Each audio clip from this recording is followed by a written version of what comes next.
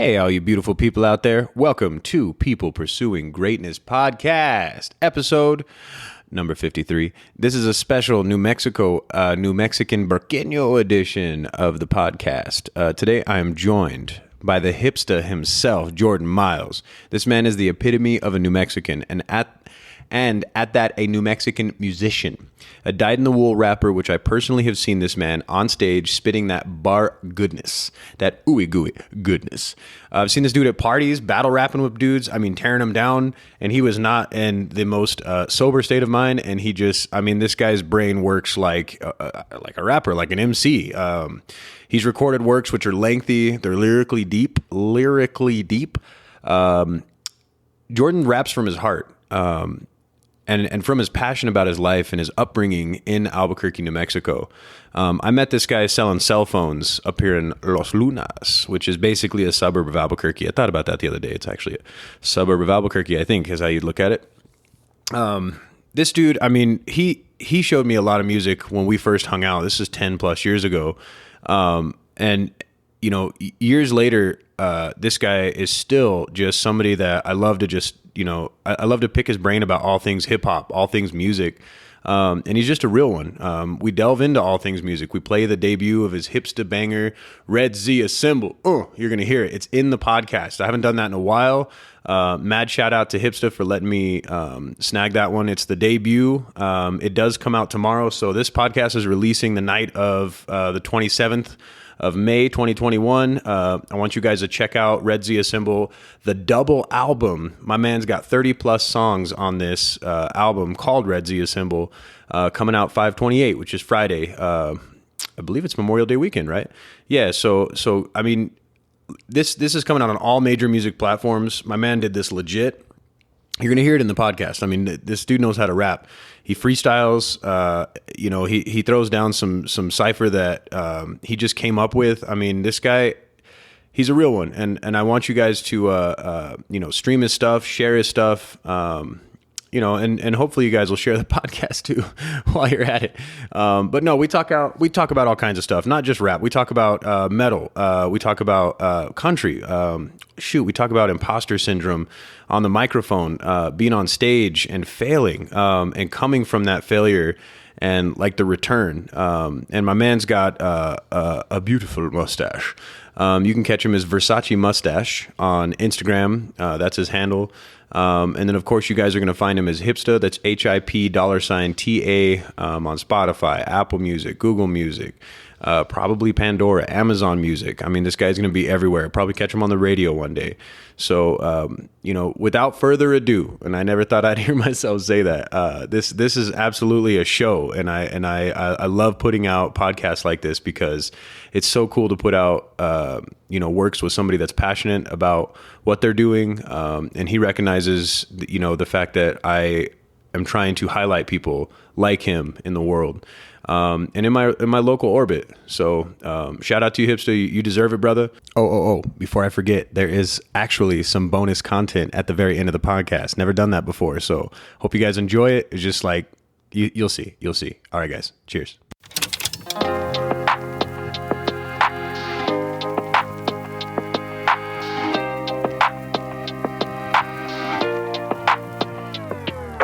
Interviews with people pursuing greatness.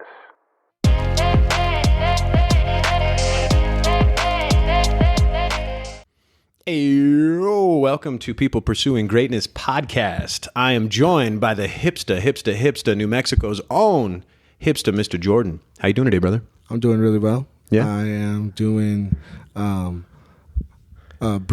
I'm breathing. I'm breathing the oxygen provided, and for that, gratitude. Gratitude, baby. Gratitude from the one up above, and if you don't believe in that kind of shit, then everybody around you, right? I believe in Einstein's God, bro. That's like kind of my, you know what I mean? Like everything is God. Not necessarily there's like a place or a thing, but you know what I mean? Like, no, you don't. We were just talking about interviews, and I was like, there's like 3 interviews that saved my life, and one of them is literally like, because the guy getting interviewed, Pharrell, is like, we are God. He's like, if I'm in God right now. And he's like going off, and I'm just like, dude, that shit is Love. I like how Action Bronson talks about that a lot, bro. Like he comes in with some like deep shit and you don't even like see it coming. Like some of his some of his like sounds like ridiculousness. Like you're just like, what is this malarkey? And then at the end you're just like, oh, that hit home, bro. Yeah, because it sounds like he's always riffing, bro. Like even his music is not necessarily the most meaningful, I guess, but then like at the end of it you're like, man, even though he's riffing, bro, like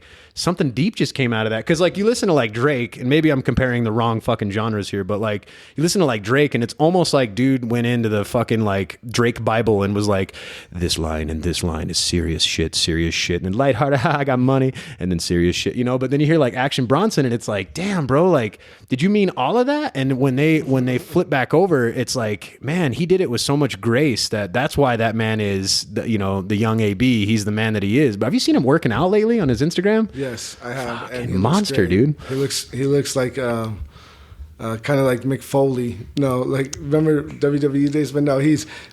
I always thought he would do that too because he was getting really big there.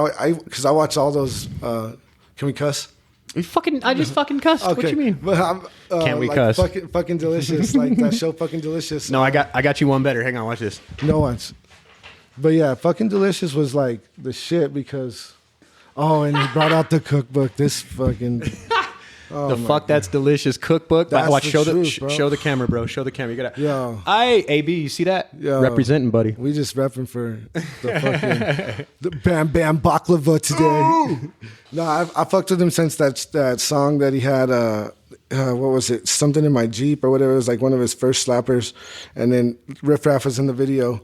They play horse for a real gold monster chain, and then fucking Action Bronson win, and Riff Raff says, "You just gonna take my mama's chain like that?" It was like some shit. I'm probably getting it wrong, but no. No, when he does stuff though, it's so off the cuff that I can't find a place where I don't like AB. Like he's one of the few that could probably like bounce from Vice and still be. I mean, he is apparently he's still big. You know what I mean? Because him and Vice had like a falling out. But he had the Fuck That's Delicious show, and then they replaced him basically with what's that, Matty Matheson or whatever that dude's name is. And Vice was my shit for a long time. Like it was really like especially with King of the Road, like in the Thrasher fucking skateboard shit. Yeah, bro, I was vicing it up, but then they get a little too political and. I just all these opinion pieces, bro. I get tired of it. Yeah, I'm like, if Action Bronson is sick, if you guys have ever seen the show, it's there's like his best friend, Big Body Bess. Mm-hmm. My God, bro, that dude is a freaking wisdom like machine. Like when he just talks, and that's definitely New York, and it comes out crazy, but he's just like, because he's got like that voice, you know, when he's talking. Yeah, we're gonna do this real large. We're never doing it small and not even medium. We're double XL all day, every day. Why do people let things from the outside breach your equilibrium? Is it a neuron or is it muhaha? As he do it in the fucking, my favorite album is the Blue Chips. We're over here ripping on Action Bronson for like 5 minutes, but his Blue Chip 7000 album, dude, gospel to me, bro. Yeah, we should probably get it. No, I was thinking the same thing, but no, at the end of the day, it's just showing love because that shit is really, it's good. Like, it's unique. It's unique, and that's what draws anybody to any kind of project. I think everybody wants to hear something new, or hear something or be able to tell their friends that they heard something that, hey, you've never heard nothing like this. Yeah. And so for a lot of people, Action Bronson was that, like, especially with his shows too. Oh, crazy, bro. Throwing fucking fans joints off the stage, bro. I saw one where he had a package of 20 joints and he's just throwing joints into the crowd. I'm like, that fucker's so sick. So I saw a, of course I'm going to forget who it is. Why you gotta, what is wrong with me? Why can't I remember the band? It's one I listened to too many times, but we're not going to talk about it then. Lost that. I've only had Bias. No. God damn it. It's on the tip of my tongue. Why you gotta? Anyways, on stage, dude was like trying to hand out a bottle at an all ages show at Sunshine, and shout out. I guess it's better I don't name the band, but the manager comes running out, bro, and was like, "No, motherfucker, no." But there was like, you could obviously an underage girl, bro, was like, "Oh my God, titties," and and the manager was like, Jordan "What was are over you there? Like, give me some of that." So we bring you on, and I've known you, fucking man, forever. Like, yeah, it's been a long 11, time 12 for years. sure. Yeah, like it doesn't feel like that. I still feel like I'm 18, so it's like, yo, I met you like last year, but Yeah, right. We're still selling cell phones and shit. yeah, but we were working at a cell phone store, and I was in Albuquerque, and I got sent to Los Lunas store, and that's where we hooked up, bro. Yeah. Well, so you Looneyville. You were a little bit into rap at the time. I remember, so Kanye and Jay-Z's album, The Throne, came out. The Throne. And I remember that was that was yeah. to I'm snap us into a timeline. That's when, and Yo. you were like, bro, check this out, and pop it into your CD player. And we Yeah. fucking went for a cruise, bro. And I was like, this is some shit, bro. I'd never heard. Yeah, it's like, the thing is like, Kanye West makes it hard to defend him. Like I talking about Kanye, I don't even want to like be like, too much, because there are a lot of things I disagree with. And then, yeah, I'm neutral on a lot of things too. I do think he's a brilliant musical mind, and genuinely, I've never like, it's not like I can name like 3 Kanye West songs that I blindly like think are like average. Yeah. But other than that, everything I hear from him is like phenomenal to me. I think that's cool that you say that, because I think a lot of people don't realize that dude he's a legit genius when it comes to running the board and running the producing side of the house, bro. Making beats for sure. But him like going wild on TMZ and shit like that was like, it's ran just for president. Yeah, Like, and then okay. like he dumped off like the only other chick besides like Beyonce that could really be considered like up there. And I'm not trying to give the Kardashians any sort of clout whatsoever, bro. But like in terms of like you talk about up there, bro. Like how many you got? You got like your Beyonce's, your Halle Berry's. I Exactly. mean, yeah, he's that name. Like it's one of those names in like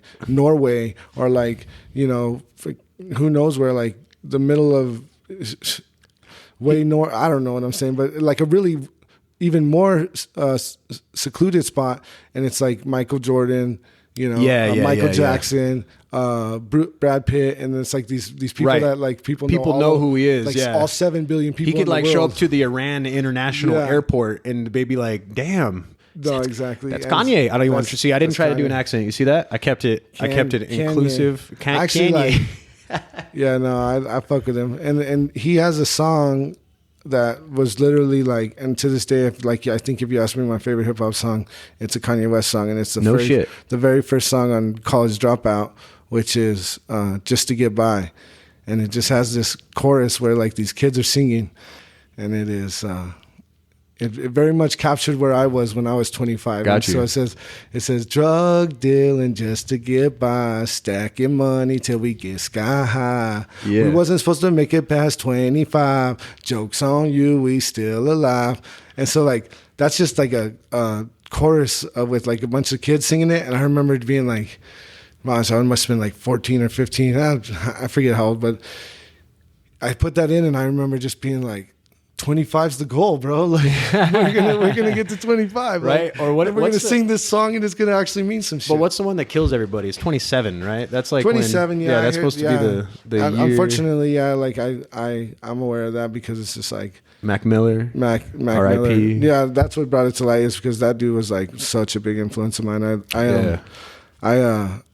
Man, it's like even my Albuquerque story like is like incomplete without Mac Miller, because like one of my biggest friends and allies that have done a lot for me in music locally is this cat Justin Hood, and Justin Hood saw me get pulled on stage from Lupe Fiasco. So like I was like, I haven't heard that name in a while, bro. Yeah, we went to the Lupe show. We were front row, and then I got pulled on stage.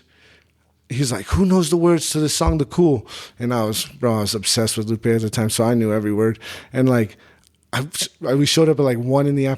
and waited like 7 hours to get into a Lupe show. Shit. There wasn't even anybody behind us for like 3 of those hours, but we just weren't. You got like a tent and a barbecue. Yeah, we were not going to be number one. Like we could have showed up 4 hours later and been like 7th in line, been just fine. But we stayed there because it was like, fuck yeah, let's like. I was obsessed with him, so I've always felt like I don't know what anybody believes, but it's like I manifested it almost, because I remember just like having that thought. I was like 18 and I was just like, what if he pulls me on stage? Right. Like, what if he does it? And then, dude, genuinely, it did happen. It was the Sunshine Theater. I think you can even YouTube it still. There's like video YouTubes of his encore, because that show, like he really went crazy on that show. But yeah. Causing riots and shit. Yeah, like so Sublime. he pulls me on stage, right? So then I go, like 3 weeks later, I go to a Mac Miller show where the person opening up is Wake Self. Okay. Yeah. And that's when I meet Wake Self for the first time. And Wake Self is just like, yo, what's up? I was like, yo, who's this dude, right? But I'm standing there because he's Wake Self and his band opened up for Mac Miller. I'm standing there just admiring these guys because I hadn't seen really anybody doing hip hop in Albuquerque like that before. So I was like, yo, these dudes are killing it. And then Justin Hood, who he's been really helpful to me for a lot of things. He walks up to me and he's just like, you were that kid on stage with Lupe. And that's like literally how I met one of my like somebody who I admire and somebody like a mentor. Yeah, exactly. Like, and he's just like, and it's like, and then, RIP Wake Self for, that whole situation is really, upsetting for a lot of people and especially in New Mexico hip hop, it's like really sad. But like, it's just crazy how that night, that Mac Miller show was like literally the like, everything came together. I would have killed to see Mac Miller live. I never saw him live, bro. Yeah, and it was like in his early stages, and then there's even like pictures of him recording at a studio afterwards in Albuquerque, and a couple of my like other friends got to go there, and it's like I didn't get to go there, but like it's crazy because he was like recording a song in Albuquerque, and then I just felt like that was one of those moments where it was like, yo, I want to be this. Like, I want to fucking rap, dude. Yeah, like, I gotta do shit. And again, like nowadays it's a tired like I don't know, it's like kind of generic, I guess, like the white rapper that is like is the outlier. Now it's kind of not the outlier. I mean, you kind of don't have an outlier when it comes to white rappers because the ones that are doing it, I mean, we're just talking about fucking Action Bronson, we're talking about Mac Miller, I mean, we're talking about our boy right here, Hipster. Hey. Yeah. And I guess we haven't even fucking said what your pursuit of greatness is, brother. And shit. My man here is a rapper, MC, and that's why we're talking about hip hop. For those of you that haven't caught on, man, this is really, we're doing bad for the intro. We fucked up the intro. No. We'll come around. I have an intro that I do before the podcast, and I'll name who I'll speak your clout. Yeah, I got you, man. But beyond that, though, I mean, we're talking about the foundation, bro. Like, no, it's real. I mean, it's huge to come back to what created your roots, because Albuquerque, and I talked about this in my last podcast with Sam McIntosh. We talked about how Albuquerque's got two things that they really get into when it comes to like, he's a fucking music promoter. He's basically sells artists, and the things that sell in different markets, in particular in Albuquerque, is metal for one, and for two is hip hop. And there's also like a lot of niches, and I'm leaving a lot out. People can get mad. No, but the metal is dominating for sure. It dominates, yeah. I mean, and it draws crowds, bro. Yeah. But like beyond that, there's also like, I'm one of those people, bro. Like I'm a metalhead from the top to the bottom, but I listen to more hip hop than I do metal anymore. And I don't know. I feel like they're connected. It's all music, right? But the lines are being blurred, and then it's right. Like, that's a great way to put it. It's like if people aren't recognizing it, they're just kind of set in their ways, because it's like, man, like country is rap nowadays.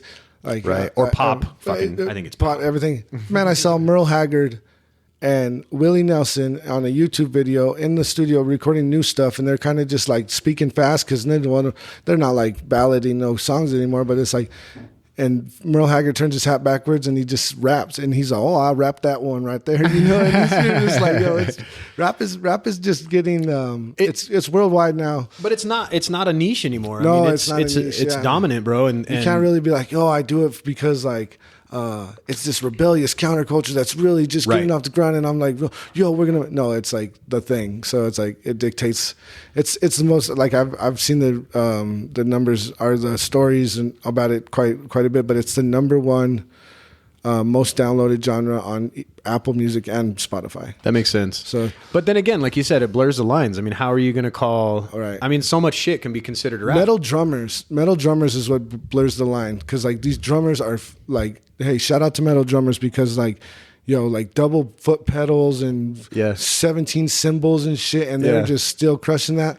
Yo, that's when I was like, yo, these dudes are really killing it. I didn't always like relate to the music, or sometimes couldn't. It's like, like you get like a little too crazy. I'm just like, we're almost saying the same thing. I'm not trying to be. I'm joking. I was like, I'm not trying to be frightened right now. Like, don't try to frighten me with your like. I'm listening to the song. Why are you shouting? We're but at a concert, they have real lyrics. Like if you listen to it and you pay attention to that, it's like. And I had to show it. Like I had to just like try it, because I was like, yo, what is this metal about? And like, I'm like, listen. I want you to, and you don't. I mean, we could this will be in the show notes, but shout out to Achspire. Achspire is an insane band, bro. They're like a mathcore, which is like a very fast metal. But the vocalist, one of his main influencers, is Ice Cube. And when you hear him like go off, bro, this man, bro, like he's, but it's fast and it makes sense, cadence, and you can, yeah, dude, and it's amazingly fast, and that was the whole point. Like when he got recruited, he had a drummer come in, and the drummer was like, "Listen, I want you in the band, but we're gonna go fast." He's like, we're fucking And for you guys listening at home, just look up Achspire, any Google lookup, but on YouTube, they have a couple lyric videos, and like whilst he spits it, you like that proper? Whilst he spits it, you can see the lyrics as they shoot through the beat, and we're talking like at 16th or 32nd speed, bro. Like just you're not fucking reading that shit. It's but like, I mean, you can, but it's just that without having it on the screen, or even like you said, like having to sit down with like the lyrics. Like me and my buddy Fox talk about it all the time. Yeah. Like sometimes the only way to get somebody like I've had country friends or family members that only listen to country, and they're sing song and it's like pop and shit like that. And then I'll be like, check this out. So I'll slap a metal song in front of them. It's like a love ballad, or usually there's some pain involved. I mean, metal's a lot like somebody broke up with somebody, but like you'll read the lyrics and you're like, this motherfucker's got fucking lyrics, dude. No, I really didn't. I forget what band it was, but it was like there's like a big time band. Like I want to say, I forget, but they were just like, it's like even Metallica. Like even Metallica can kind of have that sound, but then if you listen to, that's why like people recognize Metallica is because they're just like, those lyrics and some of those songs, it's like they could have been just like a fucking Ramones, where it's just like only a group of people love them, but they're just like Metallica for a reason. It's a fucking right. I mean, and you could say all you want about ghostwriters and shit like that, but when it comes down to it, bro, like there's just nobody that made that impact, like Metallica did. They bred so many bands without even knowing it, bro. Sure. Kanye created I don't know how many folks, including Hipster, bro. Yeah, I mean, look at this, right? Not to say he's your only, but no, exactly. It's like what do I? It's like I realized this with Ludacris too, is because like I was like, Ludacris did a versus battle. I don't know if you know about those, but they're on Instagram. Yeah. And he did a versus battle, and I'm like against Nelly. I'm like, yo, he's gonna win. And then I'm listening to Ludacris, and it's like, what am I talking about? Like I had Chicken and Beer on repeat for like 2 whole summers, and like I know every word. I'm over there thinking Nelly's gonna win, but then I low key was just sleeping on Ludacris, and then I'm like, I would never have said before then like, oh, like I sound like my sound was kind of like comes from like those days of Ludacris, but now it's like when I hear the blueberry yum yum, yeah, dude. I haven't heard that in a minute, like man. That's. And it's weird because I don't know how much it's even in demand anymore, but that's what I try to, like, I tap into the shit that I love. Like, it's like, I'll fucking, I like to do like just fun stuff. I like to do real stuff. I like to do all in between, but it's like, it's just like a moment that you want to capture, and like it's a moment in their career and their life too. Like there's the little, I don't know if it's little known, maybe I'm talking out of my ass again. This is somebody that I don't do music all the time, but there's a song called Cartoons from Kendrick Lamar, bro, from back in the day, and that song is like my shit. I listen to it constantly, and this is like some of those early obscure days where it's just like the Blueberry Ludacris shit, where you're just like, I don't know how this got missed. I don't know how this isn't being remixed and brought back up, bro. Because even the current stuff, like I say this about metal bands all the time. Like after you've made a few $1 million and you got a big ass house, what are you mad about, bro? You're not mad, bro. Your life ain't hard no more, bro. And you know what I mean? Like, you made that much money and you were a 1/5 of the earnings. So, it's like the money you produce is like crazy, but it's like, I wish I played more instruments, or I could play like, and then like have like a real band, like. But let me say this. I've seen my boy Jordan here at, do the hipster thing before it was hipster at parties, a little bit drunk, and literally battle with people and just pull it out, bro. I've seen you at the launch pad up on stage, bro, and not a bit of hesitation, just slay, bro. And we talked about this a little bit, and this is something I want to get deeper into, is like your a little bit of your story, but you fucked up before, bro. Oh yeah. I fucked up. Like if you listen to podcast episode 1, don't fucking listen to it. But if you listen to my first podcast at this table, bro, like 4 years ago now, I was the worst host I could possibly be, bro. I didn't know how to use the microphone. But it's humbling. So it is. But what my point is that it's almost like you get that imposter syndrome. Am I wrong in saying that? Like you almost feel like, am I this person that I want to be, bro? And then and it's it just comes from being like knowing where you come from, knowing that you're like, you're like these neighborhoods that people like use to like, get clout or be like, yo, I'm from this. Like we were in the, those neighborhoods, and we were like not the most financially, we were poor. I'll just say it. Yeah. And so like, fuck yeah, bro. It's like I don't even ever like try to like get that clout where I'm just like, oh well, I'm from this neighborhood or that neighborhood. But it was like, yo, it's when you're really from there. And then like all your friends are just like, yo, you tell our story, and it's like real shit. And that's like huge. Even like, like I never say a name, but like the old plugs and stuff, like the like craziness, like back when you were doing like nonsense, it's like those dudes come up to you and they're just like, yo, I know you're real. And it's like, not that I know I'm real or anything like that. It's just like, I know who I am, and I know why I rap, and I know that I want to do it for like genuine reasons. It's just sometimes it's just brushed off as like, yo, you want to be, this, or you want to be that, or and man, I could just tell you guys like, bro, haters are never gonna quit. Yeah, I'm like, if we, probably can already tell from my stupid accent, but like if you're all sick accent, bro. Yeah, bro. I put that. It's a sickle accent. But no, like it's like, and really like it's. If you listen to my music, it's the same way. So if after this you check out some of my stuff, you'll hear it in my voice. But it's like, man. And then sometimes I'll get some like flack for it. Like somebody will try to call me out and be like, "Oh, you sound like you're all trying to be this." I'm like, man, I don't know what to tell you, but I don't think when I speak. Like I'm not thinking like, oh, let me speak like this. I open my mouth and this is the voice I have and these are the words that come out. Like It's just, there's no faking that. Yeah, it's real product environment shit. But it's like people want to think that you just like have these thoughts before you talk, and you're just like, oh, like you really talk like this, and then all of a sudden, you just like put on, and people do. That's the thing too. A lot of people are like. But hey, if you're from Albuquerque, bro, just it comes out of you, dude. If it's big, it's all. Yeah. And if it's and if you really want somebody to believe you, you say you put that. And I put that in. Depending on what you put it on, it's like that's how you know how serious they are. Because if you put that shit on everying, it's all sick. Oh, bro, it's all sick. It's the fucking. No, and not to again, it's not to downplay. Like, I mean, the people's roots, bro. I think as long as you're not, if you're not trying to say that you are, to be humble from these roots is really what's key, bro. Because no matter where you came from, like I was raised in fucking Las Unas mostly, which is a suburb of Albuquerque, if you will. Don't let him lie. It's crazy. Las Loco, bro. No, Las Looneyville. but I, like honestly, it's mostly like a farming town, and it's and now it's starting to pop off in the last 5 to 10 years, I guess. That's but everywhere. I mean that's everywhere. That's America for you. But like you look at where I came from, bro. I had nobody to compare myself to, and like when I was podcasting in 2017, nobody was looking at me like I was gonna make it. They're like, oh, okay, bro, you're gonna podcast, But I'm here and I'm putting in the work. The same with you, bro. Yeah. Like talk about 53 episodes. Or is it 53 or what? You're 53, bro. Yeah. That's real.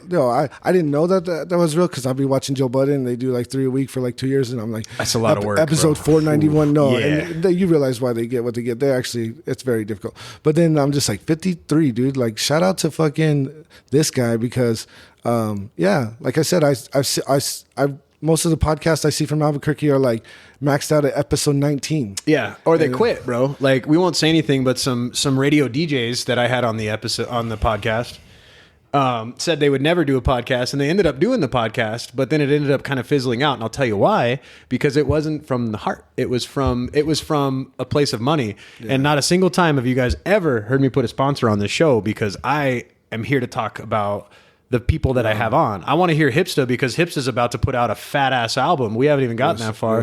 And I've seen this dude put out work for years. I mean, like I said, I've seen you at parties. I've seen you at just to say my other guests, I've seen people like, maybe I don't know these guys personally the way that I do you, but the people that I've had on, each and every one of them has proven to me that, they're willing to go above and beyond and get into that place where a lot of us have doubts. Yeah. I had doubts about the podcast. You had doubts about, I mean, you were doing some shit. You had music videos coming out, and then you had some kids, right? I mean, and then now you're back on it, you know? So that's why I brought you on, bro. But no, and real shit, like, you know, everybody's timeline is different. Like I'm happy to talk about everything, but it's like when I think about how I end up here, you know, at this moment, it's like, yo, like it's because this is my timeline. Because the timeline shit will have you fucked up. Like timeline will have you thinking that you need to look at Instagram, and if you're not, you know, with the kid from high school that's like the first one to get married, you know, I don't know. Right. No, that makes sense, dude. The improvement, and I so get that. it's just like.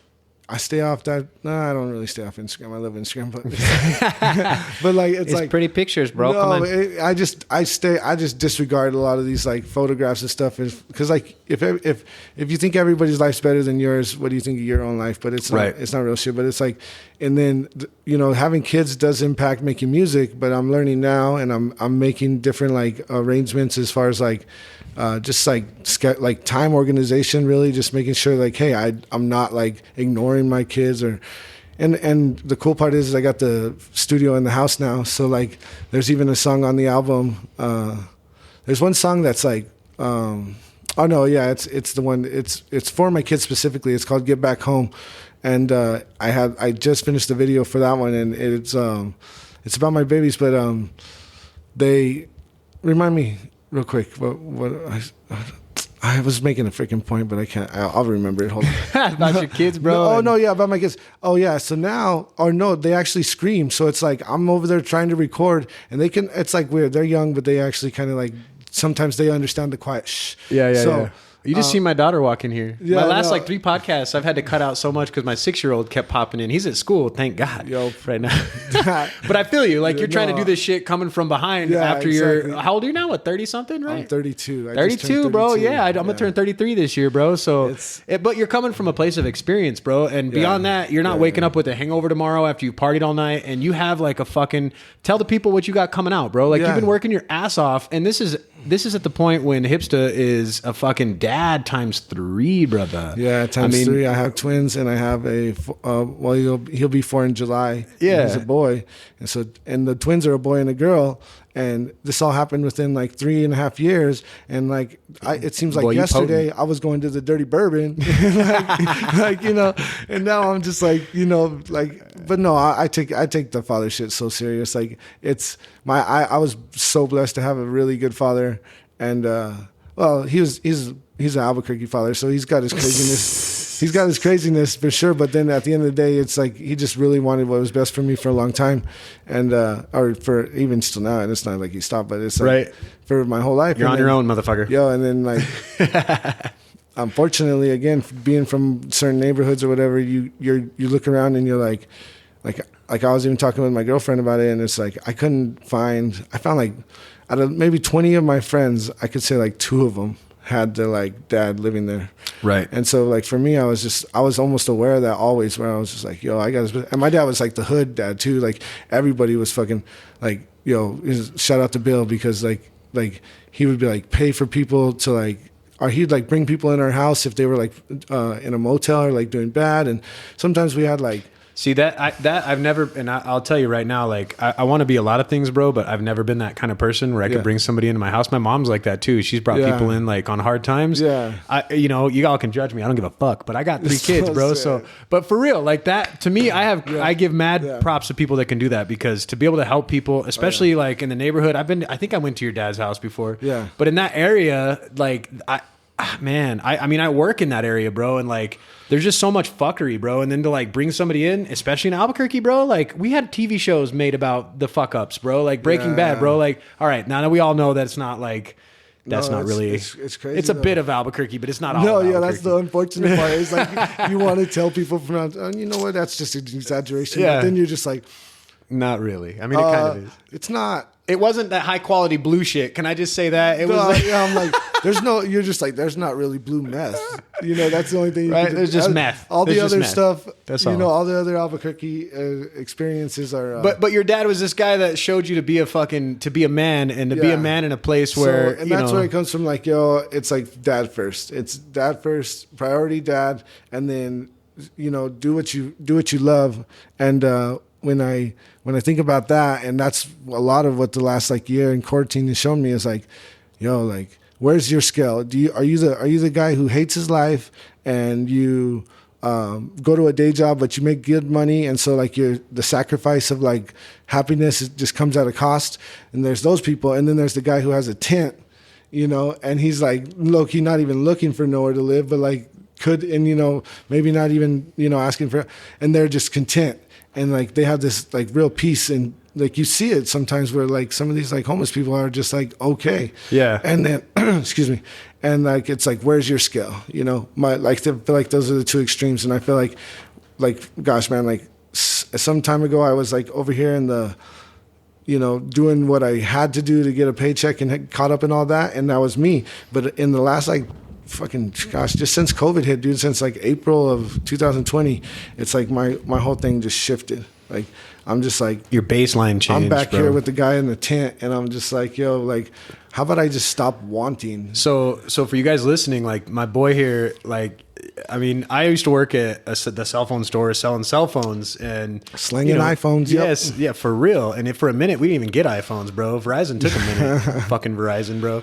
But they took a minute. We had to sell Androids when people were picking up iPhones. Blackberries. We were selling shit? Palm Pilots. Oh, the Palm Pilot, bro. But we were, swear to God, don't come into that story because you got sold. You got something, bro. I even sell you a hotspot you didn't need, bro. He was good. You were pretty good, bro. It's like, I wasn't as good as you, bro. You had a way with people, and that was the thing. Is like you came from humble origins, bro. Yeah. Like that's literally being broke, bro. Like the system fucked us hard, but in the end, bro, like it makes you really treasure your values, and that's what I think you're getting at eventually. Is that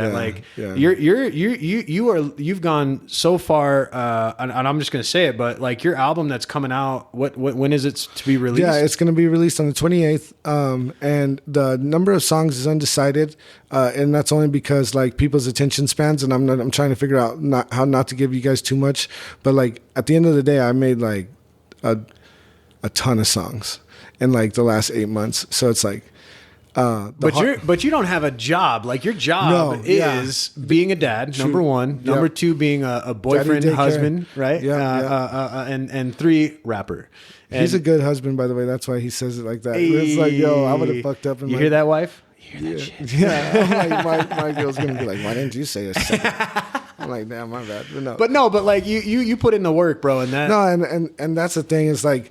I'm sorry if I keep cutting you off. Like, no, go ahead. But it's a fucking podcast. No, bro. And I'm feeling what you're stepping. Like I'm smelling what you're stepping in. Bro. You picking up what I'm putting down. Yeah. No, but it's like, and I'm eager to talk about it because it's like, with this album, it's like I decided in my mind that like, like before I'm a great salesman, before I'm a good manager, or these different corporate traits that I've just tearing people down in rap battles. Yeah, but now no, it's guys, like so you have no idea. No, but I wish I had somebody here for him. But that was the choice. That was the choice. Was like, I'm gonna rap. Yeah, like, I'm just gonna rap, and I'm gonna be okay with that. Yeah, and like I'm gonna tell my chick's parents I'm a rapper, and like like you just have to like really understand. So what do you do for a living, Mr. Bertel? I'm a rapper. I'm a rapper.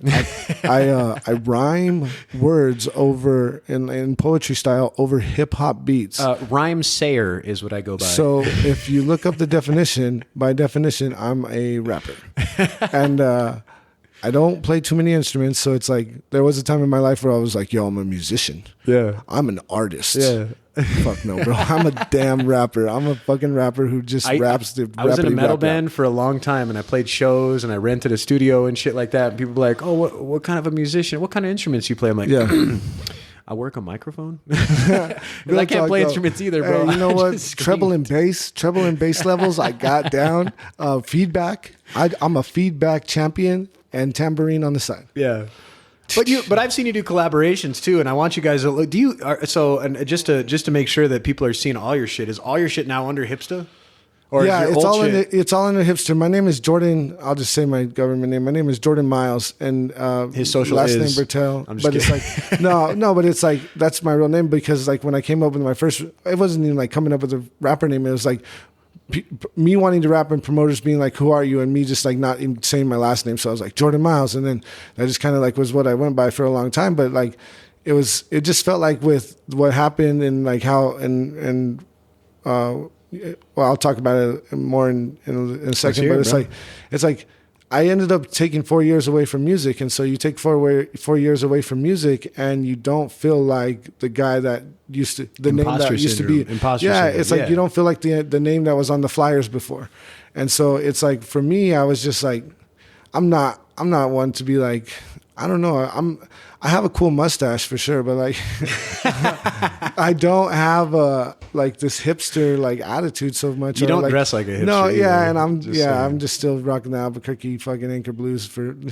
I still got Anchor Blues, dog. Do you really? No, I'm just kidding. I was gonna say, bro. I have them, but I shopped at Anchor Blue exclusively when I was a teenager, bro. Are you joking, bro? Right. Are you rocking the extra baggy or the baggy? Yeah, right. And then it was like, yo, that was a status symbol. But that shit didn't last very long because all their stuff, even though I love the way it looked, it's like, you know, I'm gonna say it like Route 21. Your shit doesn't last very long. Just saying, bro. No. It don't last, dog. No, and your K-Swiss your white K-Swiss never got more blue than when you wore their blue. Right. Like if you don't wash those jeans, they're gonna turn your shoes. But it was so blue. fly looking, bro. Like you put it on, and like You were could tell by the back pocket stitching, it was like unique. So Right. you're like, yo, those are the Anchor Blues. But you weren't as hardcore as the Jinko guys, and you see the Jinko guys, you're like, whoa. Yo, the Jinkos, like low key, Jinkos are tight if you like need, like if you don't want to carry a purse and you're a female. Or you want to carry a machine gun. Yeah, like it's four like, of them in each if leg. you want to sneak a fucking, Super Soaker 9 million into a movie theater, you could just fit that bitch in there and your wallet and your keys and For probably any of you youngsters, you Gen small Zs dog. listening, Jinkos, which are they actually kind of I was just came thinking up. the same thing. I was like, I saw him recently in advertising. Yeah, and I got a buddy of mine, bro. Shout out to Scott. That dude hunts them down, bro. But you can find them on eBay, like the legit old school ones, bro. And they are literally pants that are like if my leg is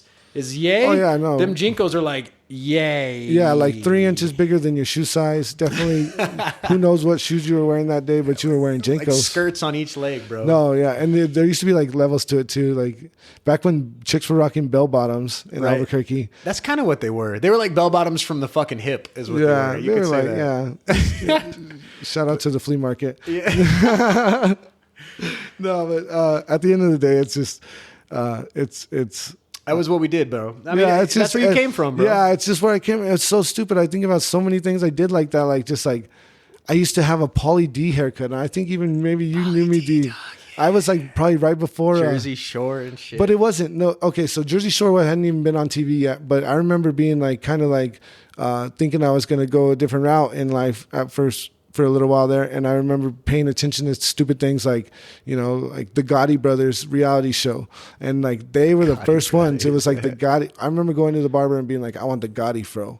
And like my barber was like, he's my. I want to tell you something though. I listened to the Five Families. Highly recommend the audiobook. It's called The Five Families. Okay. I listened to the origins of those families, including the Gottis, bro. And they don't talk about it enough, but like the Gottis were some savages, bro. Savages. They were the number one. Yeah, no, and the more you learn about it, obviously it's not like being taught to people and stuff like that, but it's like the Italian mob is they were able to really maintain this like attitude of like, we're gonna handle business, but it's in honor. It's professional. It's an that honor. was their key. If you didn't do things professionally, you'd get whacked, bro. Like what the fuck? I'm sorry to just jump right to it, but like it is the exact opposite nowadays in Albuquerque. Right. Like it's like nobody has honor. Like I freaking, oh man, it's so frustrating to see that shit. But it's like, I shouldn't say nobody has honor. There's a lot of dudes that still have honor. Shout out to everybody who's just like really just being concerned with their family, like trying to protect what's theirs, like trying to earn a good living, not trying to take from nobody, because like those are the ones that like still exist. But it's like when you hear kids like getting shot and killed over like $40 or like a swag weed debt on Snapchat and like some like stuff like that, or like a $10 beer pong bet at like 14 or 15. It's like, dude, your whole life like is fucking beer pong, done, dog. dude. Like beer pong, and you're just like the sheriff recently said that there's been 2. She was like talking about how many deaths there's been this year, and she said there had been 2 deaths due over to beer pong. Over beer pong. Aren't you supposed to bet beer on beer pong? Oh yeah, it's like who's putting money but that's up the thing, for beer bro. pong, You know dog? how it is. It's like if you caught somebody off out here and it's the wrong person. And like it could be an accident. You could be like, yo, I didn't even see homeboy. Like, yo, who's this? And then he literally is right there on the side, like, boom, and like, yo, for real, clacking that yeah. guy If up, you bro.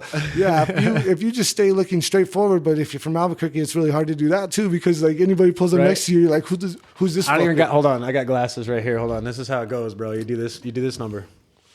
No, exactly. So then, like, and if you do that after if you pull out, if you pull out in front of one of these hood motherfuckers, and then you do that and you give them a look, boom, the gat's Guns out, bro. comes out, The strap's out. You better hope you got a nice engine. And You're lucky if that fool's not shooting his own dashboard out trying to shoot you. Oh, it's crazy. No, but it goes to show, bro. Like, again, you're speaking from a place of experience where you understand, especially now youngsters, bro. Like, they see too much fucking TV. yeah, and it's like the internet got everybody fucked up. It's like we're the last generation that like we had to go through middle school without cell phones. It's like, Well, I talk about this all the time. I actually took a typings on a typewriter / keyboard class. Oh, shit. Yeah, No. in middle school. I remember that. I went to I'm gonna fuck up now. I think it was Jackson Middle School was the last Albuquerque school I went to, and like half of the time Jackson. you spent on a typewriter, the other time you spent on a keyboard, and they cover your fingers with the page. And I had this fat bitch teacher. I don't even remember her name. She'd come and yell at me, bro. No, he said. And she'd fucking yell at me. You got look at the keys, you know. But now, granted, I work in IT, so y'all can eat my ass yeah, because it shout out fucking to worked out. teachers And I telling still kids anything. I still look at the keyboard when I type. So Oh, you do? Yep. How many words per minute do you type? I have no idea. No, See, you know. You know what the thing is I drop hide- drop the flex. How many you do? No, I don't. This is the thing. People that do data entry and do boring ass, like if you work in a call center, and no hate on you guys, there's a lot of y'all that work in call centers, but there is a lot more that you can do with that skill set that pays a lot more. I want you to understand that. You don't have to stay there. But those guys that are like, they're gods with that typing shit. Let me tell you, man, I don't make money off that. I make money off of my people skills. Okay. And I make money in IT because people that when I come around, I'm the outlier when it comes to IT. I'm that guy that they like to have around. They're like, oh, Morgan. Right. And they bullshit with me. And while they're bullshitting with me, I'm looking at my hands while I'm typing, but I'm fixing your computer. Yeah. And then I leave and I just earn more money than fucking God to go and do your business and walk away. No, but I'm not having to go, thank you for calling customer support. This is Morgan. I'm going to help you today. Would you like me to help you out with your password? Yes, absolutely. Thanks, Bill, for calling me a cunt. You know, No, like, really. There's more to life, bro. And No, like, and there's to be said. I'll say something because I've worked at call centers, but like I'm not. I'm me not too, defending bro. or not defending. Yeah. All I'm saying is like you're right as far as like, hey, it does get mundane or whatever, but it's like some of these people are fucking professional call center agents, bro. Yes. Like these, and they're just really like no, but like to your testament, like 110 words per minute, Yeah. bro. Like you're like they fly. You're like a court reporter. like this is insane. And then, But and then let me like- ask you this: Are you satisfied making $15 an hour, doing the best you? I mean, once you master something, I think Right. that you need to challenge yourself again, and that's what I did. I moved into the harder shit. Like I took on like that's the best way. I was resetting passwords for a minute after we sold cell phones, right? yeah. For all y'all that want to know, I was resetting I mean, that's literally what I did. I had like doctors calling me, bro, and they're like, "I've got my hands inside of body. I need you to reset password," you know. And so like I would reset the password and like help people out. Like that was fun, right? But then like I saw that like okay, and I happened to start off in medical I worked for a hospital call center. I was the guy you call when your computer's broken, and I was getting paid $15 an hour, bro. There you go. But I saw the light on the horizon, and I went and did something that, again, imposter syndrome. I was like, fuck, do I know how to go do XYZ? And basically, I became a sysadmin, which you cats that are in IT know what I'm talking about, but you're basically like another level. We talked about levels. You're Yeah. another level Is up, that bro. to like Cisco like certification and like the testing? and No, stuff like you that? want to go for something like that. That's money. I don't have one of those, but I know what you're talking about. So if y'all go for a Cisco certification, get your shit. Yeah, get your shit. You'll walk out of there with a job, bro. But that's what I'm saying. Like, if you can master 110 words per minute, you can deal with people's bullshit in a call center. If you can sell cell phones and deal with people fucking bitching and throwing cell phones at no, you. you should work for the FBI. For sure. Right? Like you could also say that you've done those things, bro, and you could go and start a podcast. You can go and build a fucking, a gigantic rap album. I almost said how many songs, bro. I'm gonna hold off on that. I know you want to. No, you could say no. It's the only thing. Yeah, it's the only thing is like, will you motherfuckers appreciate this? Because at the end of the day, I'm not gonna put out these songs if you're gonna listen to the first two. Right, and then skip it. Don't you be skipping that shit. Yo, it's so like, so if they that's wanted to attention find this spans. album, it would be under the Hipsta. Hipster, banner. HIP $TA, and we're not trying to proclaim anything, but it just is definitely something like a persona that I'm okay with, and I'm accepting it, and like it helps me make bangers about like riding in my lowrider because I fucking do experience that shit, but it's like under Jordan Miles, I felt like unless I rapped about like depressing stuff or like drinking beer. Like I was out of character and shit like that. How does Tentacion? How did he do it? Don't cry, I fucking love you, bro. Like I like his shit, bro. But sometimes I'm like, who is that? XXX Tentacion, bro. Yeah, and killer artist. Yeah, no, he was unique killer for artist. sure. And but he's a niche for sure. He's a little emo, bro. And certainly, and that's the whole generation. Like since Little Peep is my favorite of all those. Sorry, I'm not talking to the microphone. Little Peep is my favorite personally because his like. He didn't even know he was a rock star, and if you watch his documentary on freaking Netflix, you're like, holy shit! Like this kid just genuinely like made songs when he did drugs, and it's like that's terrible.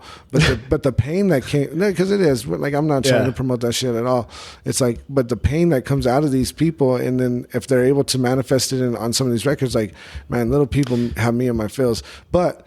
That's like because he comes from a genuine place. Some of these kids, like I don't know if you saw the Pete Davidson skit on SNL where he was like a emo rapper. Oh yeah, he's like my mom. That's how it sounded. It's like it's like come on, man. But see, and I don't like that about the Gen Z stuff. And I maybe and I'm gonna sound like an arrogant asshole here. Sure, call me out. I don't give a fuck. But I think this guy's going off on this. But no, but like I think that there's no room for like.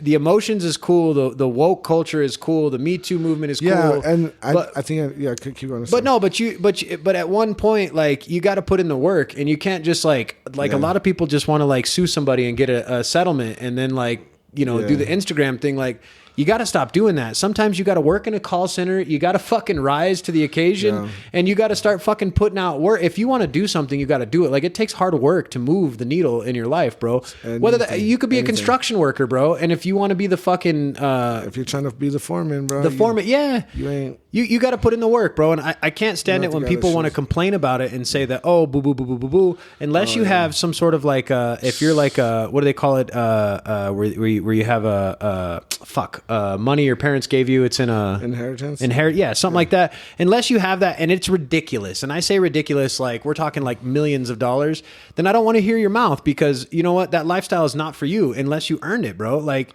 I barely have the house that you guys are seeing if you guys are watching the YouTube version of this, but this house that I'm sitting in, I'm 33. It fucking took that long before I could get here, bro. And like it took work and like humility and like getting shit on, bro. Yeah. And at the end of the day, I'm not going to try to tell anybody that, oh, well, if I just had this and that, like my mom was broke as fuck. I didn't the have algorithm is the problem. You're like, bro, shut up about you need to get out of it, bro. And don't get me wrong, the music is good because it makes you feel good when you listen to it. I listen to XXX Tentacion and I listen to it and I'm like, does it really make you feel good? I feel like it makes you feel, but it's like, and it's a strong feeling, but most of the times it's not good. Yeah, put your head there, but don't stay there. And that's what I don't like is like, like that's what I feel like they're not teaching, but it's like, man, you grow up like me or any of these dudes, like you're going to want to be like your favorite rapper. So it's like, if you want to be like that guy, it's like, or even like Juice WRLD is another good example who I'm a huge fan of. Yeah, Juice WRLD. But it's like, he's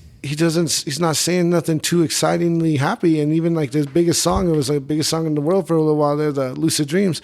Like that song is dark and that just seems to be like the wave right now. And I'm just like, why? Why is it cool to be unhappy? Like, let's all just fucking smile. Well, and I'll take it to a metal location, bro. Like Randall Blythe, bro, the lead singer of Lamb of God. When I was a kid, bro, I worshiped this guy, bro. Lamb of God, I haven't heard that. Yeah, dude. And so Lamb of God was huge for me. And like, I have friends that can attest to this, especially Burqueños, bro. They were big here. Yeah, like even Slipknot, bro. And like you look back and those types of cats were, in terms of individuals, the singers, the lyrics, the guys writing these things, they were fucking...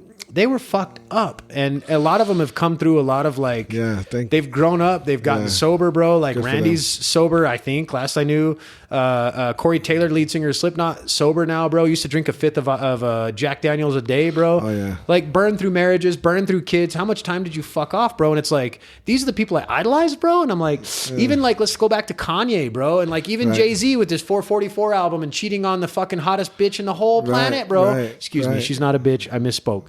Beyonce is a goddess, and but he cheated on his chick, bro, who like any of us could not dare ever. Like if she even looked at you, bro, I'd be like, you know. Like, I'm just saying, like these people. I have an opinion about that too. Like as far as like the specifics of the Jay-Z situation, it's just because, and I gotta just say it right quick. This is just a testimony. Do it, y'all. Women out there are not. No, there are many beautiful, great, well-minded women out there, but there are a few who are not concerned with who you might be with, or how long you might have been with them, or what your situation is, or even like, and they're blatant about it, and then they're just, what do you mean context? Give me some context, bro. I'm just saying, like nowadays it's like acceptable for girls to be like, I'm a side chick. Right? I got you. And it's like or like to try to like team up with another chick to be with the guy. Like if a girl knows that you're like taken, it's not, and I'm sorry, ladies, I love you guys, like, but it's like, it seems like more and more, it's not always just like a deal breaker. And it's like a challenge. Yeah. And the next thing you know, you're like being tempted because like this girl just wants to like have her moment with you, but you're like, dude, I got a family. Like, like, not speaking from experience or anything. No, yeah, I'm joking, but no. But at the end of the day, I mean, you're making sense, because like, how many times have you seen it happen to where, like, speaking about the Jay-Z thing, like, that's my opinion. It's like, yo, everybody in the world knows he's with Beyonce, right? So like, why is any girl even trying to? You saying Becky with the good hair, bro? Come on. Yeah. Why is she trying? Why is she even trying to do anything with Jay-Z? Because she know everybody in the world knows, but it's obvious, especially with that. Nobody could say like, oh, I didn't know he had a no or anything like that. I thought he said he was single. Yeah, that's one thing. If like a dude's lying, and then that's but everybody in the world knows who he's with. So whoever that girl is just blatantly disregarding that whole relationship on like a woman level, and that's like becoming more and more prevalent. And that's when it's just like, it is harder than ever to be not monogamous, I guess, but monogamous and loyal are two different things, I guess, because it's hard in this town too, because there's a lot of like traditional Catholic, like values, and everybody's just gonna be like, I'm gonna go tangent just a teensy bit here. I think I'm losing it too. That kind of shit takes off, because if you're gonna do the whole religion thing, bro, y'all can have opinions. Again, I don't care. This is my podcast. My whole thing about opinions is that when you look at like monogamous things, the religion part of it is huge. But when you got into that marriage, were you ready to be with that person? Like, I've seen people that have gotten with somebody and in 3 months are married. And because of the church, you're not going to get divorced because it looks bad for your family. But I always say, a rule of thumb, and I'm going to teach some of you youngsters something: go through a fucking Christmas with this person. Go through a Christmas with this person before you're married, and have that situation where you're meeting the uncles, you're meeting the moms and the dads and or whatever the fucking family situation is. You're adopted. I don't give a fuck. Go through that situation. Once you go through that situation, you find out a lot about people. When you go through those holidays or any other test like that, go on a vacation with the family. This is facts, guys. Yeah, because if you go through those situations and then you meet these people, then you're like, okay, I'm going to be hooked with this person. I've been with my wife for 13 years. We've been married for 10 next year. And like, I don't know how many fucking times I've come to recognize the differences between my in-laws and myself, and I've either got to do one of two things. I got to accept it, or I've got to fucking move on. And I wanted my wife more, bro. And like, and you know what I mean? And like, there's a lot of times when people will like get these pressures from family, like where they even will try to push you off, like, oh, well, you could find something better than this motherfucker. Bro. You know what I mean? And it's like, if you're gonna, the aunties are never happy with no one. Nobody, bro. Unless she goes and gets you a plate, and she's right. Like, she didn't get you a plate at the dinner, and did you see how did you see how she did Jordan? Right. She didn't even get him a plate. I don't like her. I don't like her. I don't think she's not the one. It's hard out here. But so yeah, Christmas, bro. You go through a Christmas, especially if it's like somebody with a decent sized family in this town. It's like you're gonna find out exactly why they are the way they are. Exactly. And you're like, okay, this all makes sense now. And as long as that's not like, and you could take Catholic values and sub them for Christian values or Baptist values, Jewish values, Muslim values. I mean, you could take all of these just different that idea values. That it's like a man and a woman, and it's right, there's sacred, and there's because that girl or that guy's got fouls. a mommy and daddy, and those people are going to project their values on that person, even at 25, 33, 40, and they're going to continue to do it. And like the mass media used to be really bad about it, and like recent years, it's getting better and better. But it's like only kids in cartoons saw mommy and daddy, right? Or, you know, there was no single dads. There was right. like, it was like Full House had a single dad, but it was like that was like pretty groundbreaking because everybody was like, "Yo, where's the mom?" You know, right? Well, and I'm the kid that was sitting there on Father's Day and was like watching kids with their dads, bro, and it was like, what do I do with this? And even still, like I found my dad. You guys know this on the podcast. I found my dad through a fucking genetic test like 3 years ago. I don't think I've told you this. I found out I got 4 siblings. Hey, half siblings that I never knew about, and all of them are actually fucking amazing people. And but it's the thing where like at 31 or 2, whatever I was when I found these guys, it's like where do I place you in my life? You know what I mean? Right, and it's like I couldn't imagine. Like even my dad now has totally different values than I would have thought he had. And then what would he have thought of my wife initially? What would he have thought about some of the dumb shit I did when I was a kid, bro? Like would that have steered me differently? What influence would that have had on you? Because that's where like you just, I don't know. It's like being a dad now, especially being a dad of a girl. Because I see your girls and it's like, yo, that's hard. Yo, you just be like, you start thinking about the old days. You're like, yo, they were all daughters. Yep. They were all, this is terrible. Like, and they all told their daddies, no, I'm just going to go hang with some friends. Bro, I'm fine. Fuck that.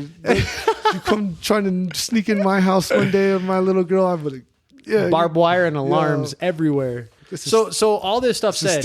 But hey, I'm still, ready for whatever. So don't be coming on my... Clack. Yeah, I don't care if you're 13 and scared as shit. If you jump in my little girl's window, you can I can't take Your Honor, I thought he was a vagrant trying to climb in the window. Yeah, I felt threatened for my life. I did know Thomas from years before, but I did not recognize him in the dark when I shot his my ass. daughter mentioned him once, and that's all I ever heard of him. Boom. Sorry for all your Thomases out there. Yeah, so do you feel like we tangented a bit? Do you what do you feel like inspired this version of you? This version of these 33 some odd songs that you got coming out, bro? Like this is a huge amount of work that you did in a year, bro. Yeah. Like you went into the kitchen and you started chopping it up, bro. Talk to me. Like real talk. Okay, so like I have this life-changing situation that happened, and so if I gotta just like categorize it of right now, and it would be people's belief in me. And so that's what changed my attitude at this point in my life, is because I've always had support. I've been able to sell tickets. Like I've always been impressive to like promoters, like when they're like, oh, well, here's this many tickets and let me know if you need more. And then I always need more. And like, it was fun to do that. It felt good to do that. But then, like with now, but what I'm saying, like real supporters, what happened, I'll just say what happened. It was like, so like I'm in like a borderline depression, come like COVID time, because I had not made music in 4 years. Now I didn't recognize it at the time. I'm not thinking like, oh, well, I need to find music. I just know that I'm just like, man, like no, you're reward. Not you and shit. Yeah. There ain't no reward in anything. It doesn't matter what I accomplish. It's just like, that's cool. That's cool. That's cool. I think a lot of us could relate, bro. Yeah. And so, and the cool thing is like, hopefully a lot of people have friends like my friends, because like, I have a couple close friends who stayed in music, a couple buddy who went to Full Cell and he was out in Atlanta doing some recordings. And then I have a couple other friends that are just like, yo, there was always a cypher or like a circle of us at one of our houses. And it was like the dudes who like you learned how to rap with. Yeah. And it was like late April. I think it was like early May. It was like May something of 2020. They like tricked me into getting on the Spike, what is it, Zoom call. Yeah. Yeah, they tricked me to get on this Zoom call, and I knew about Zoom, so I was like, okay, I'll talk to him. And it was my one homie Brandon. He was in Atlanta, so I was ready to see him. And then it's like Hollywood Squares on the screen because like 9 people show up, and I'm like the last person in this, but it's all the homies, and it's like they're all over the place nowadays. Some of them are cinematographers, some are literally working for Nike, like getting like native kids to run and doing really, but like most of them are not rapping, but they all came on this like Zoom the media call, train kind of and thing. it was like my homie Brandon, who's like the dude in Atlanta, he just like plays a beat and he's like, all right, go ahead, Jay. And like they're just like trying to get me to rap, and I'm just like, that's at the time I'm just like, you assholes, like right. like I'm kind of slightly irritated, and then so I'm like, no, I'm not gonna go first, like I don't even know what's going on. So then like my homies, again, they're not rappers, but they always used to spit freestyles, so they're spitting their little freestyles, and it's whatever. And then I think I was gonna go last, but then I was like the second or third person. And they just was like, I was like, let me fucking show these. Like, I was just like, let me do this shit. So I fucking just start spitting, And like, man, I had one verse for like 4 years where I wrote this verse about Albuquerque, and I talked about like, it was just like and at every house party I was pulling out I call it the Albuquerque Way verse. But I held on to that shit for 4 years. I hadn't made no new music, but it was like, there were still times where people were like, yo, you're a rapper. I don't know. You just have one that you go to. So that shit lasted me 4 years. This one fucking verse. And then I was so writer's block. And the reason I'm saying that is because like after this Zoom call, we went around the cypher 2 or 3 times. Like it was crazy. I'm just like on cloud 9, bro. Like literally I'm just like, oh man, I was just. You forgot how much you liked it, bro. I'm like looking in the mirror. You see Tupac in the mirror, bro. You're like, hey, dog. You're like, no, I'm just kidding. But like, it's like, you just feel great about and it's just this confidence that it comes from anything in life. Like, I shouldn't say anything, but like people can find it in their own lives, even if they're not like, spitting, raps, well, or whatever. It's like but it's like, just when you're just like, I am good at this shit. Yeah. Like, I am good at this shit. So then continuing on is like, then like a series of weird fucking events happen that I cannot explain that are like, it's like the universe telling me like this is the right choice, right? Yeah. And then I'm having the moment where I'm like, am I still gonna go against it and just like go get hired back at such and such? And yeah. you don't want to sell cell phones, bro. No, Fuck and that see, noise. yeah, no, real shit. Stop bitching about $37 bills, bro. Come on. No, I'm joking. You signed the motherfucking contract. Sorry, go ahead. And so like I'm like, I have this Zoom call.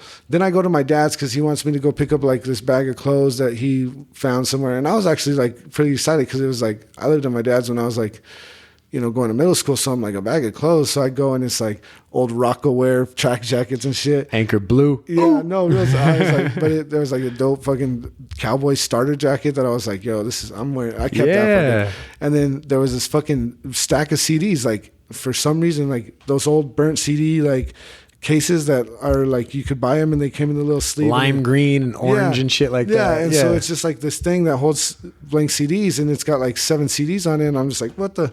So I'm looking at them and they got my handwriting on them, but it's like my first project I ever did was when I was 18 years old. It's called the $10 Space Trip, and that is like it's so sacred to me.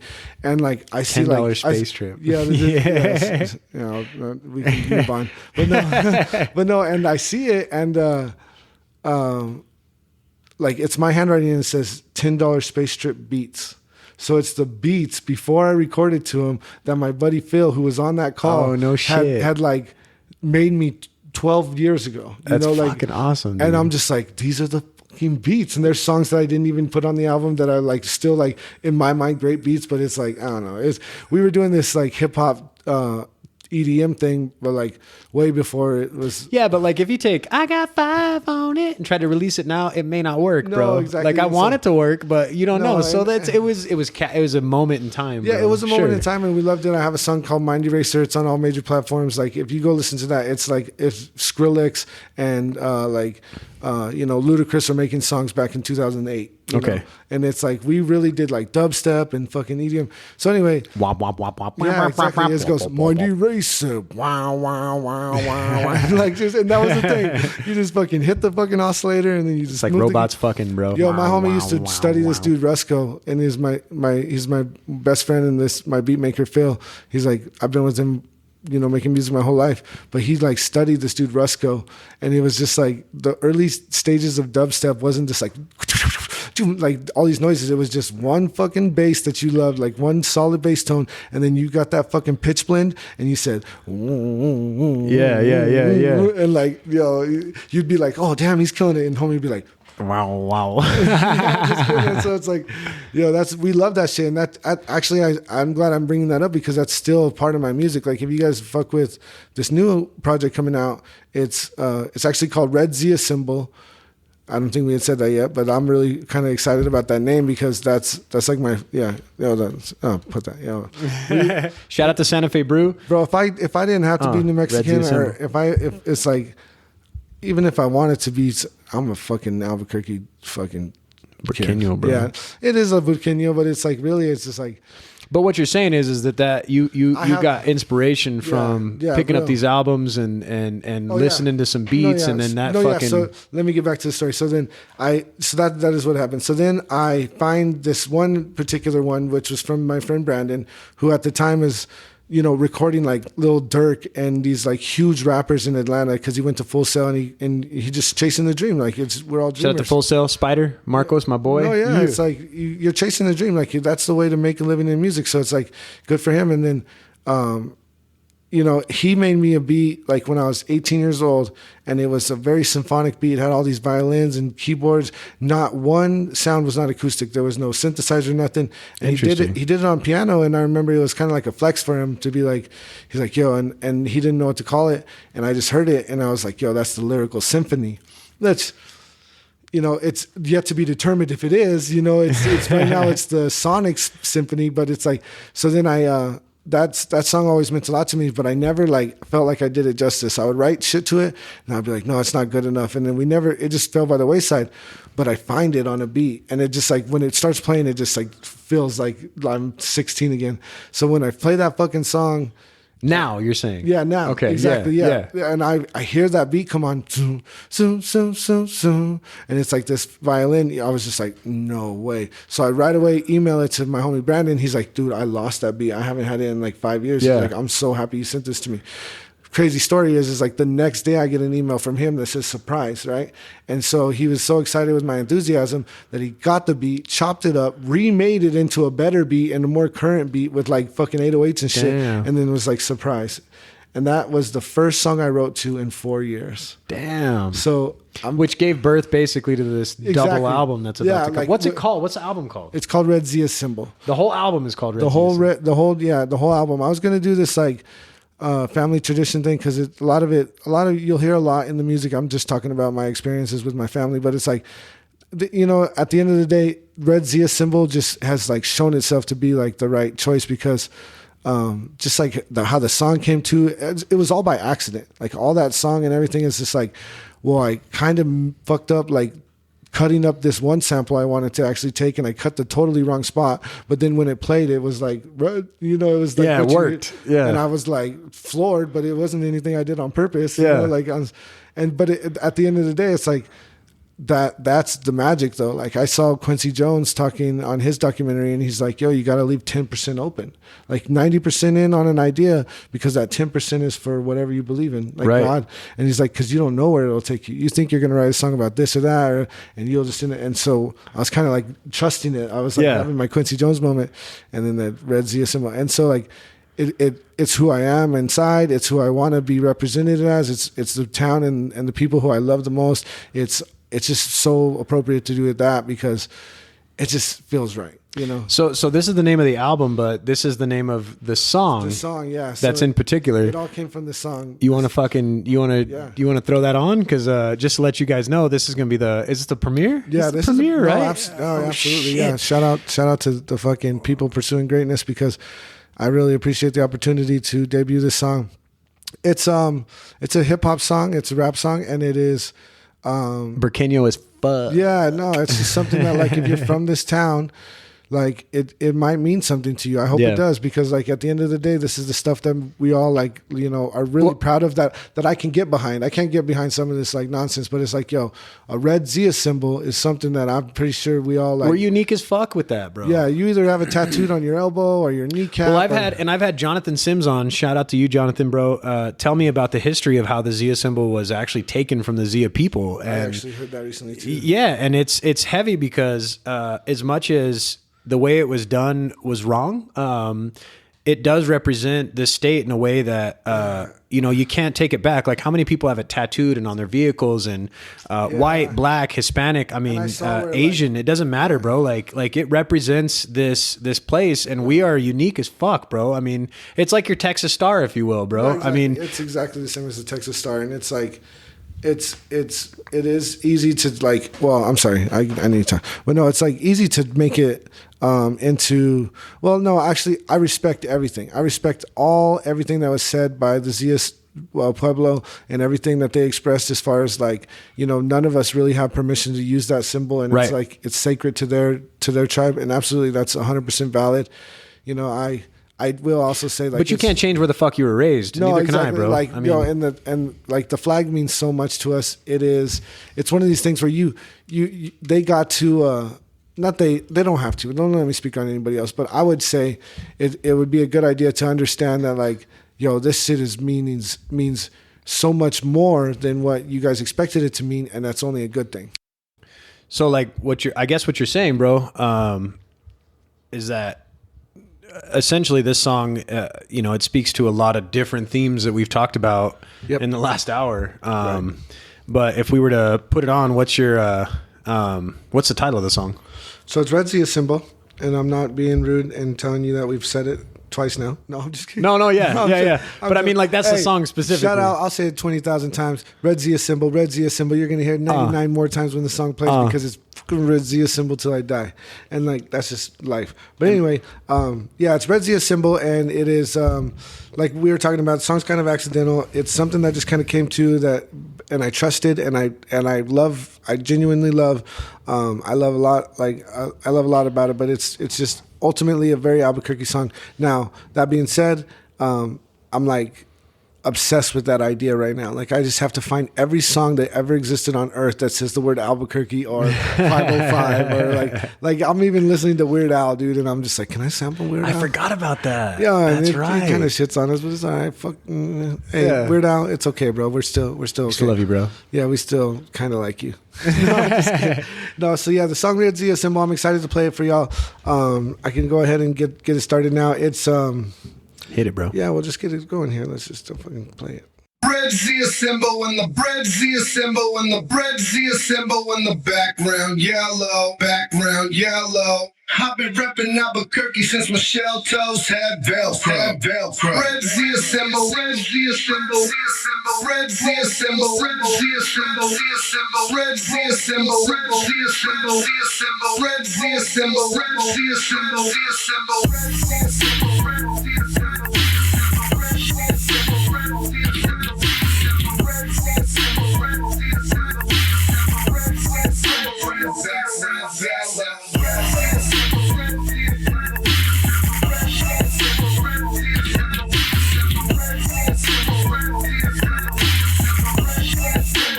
Yeah, now it's the symbol of the summer, instrumental going dumb. It's coincidental that I become a mental with the drum, temperamental with the gun. I'm in my bag, but I am scum. Sentimental to the flag that represents where I'm from, cause it is not a flag on the play of valid penalty. Potentially the reason that you disappear, essentially. Never accidentally, I rep my state monumentally. I'm stacking W's sequentially. Red Zia Symbol in the background yellow. If you from out of town, you better back down, fellow. If you disrespect, you'll hear the fucking strap sound echo. See a Zia Symbol if you connect on my freckles. Yeah, I spit that petro. Yeah, I roam the metro. Sticky fingers like a gecko, holding on to what you let go. Be the last motherfucker when the dust settles, with the floor full of petals and a neck full of medals.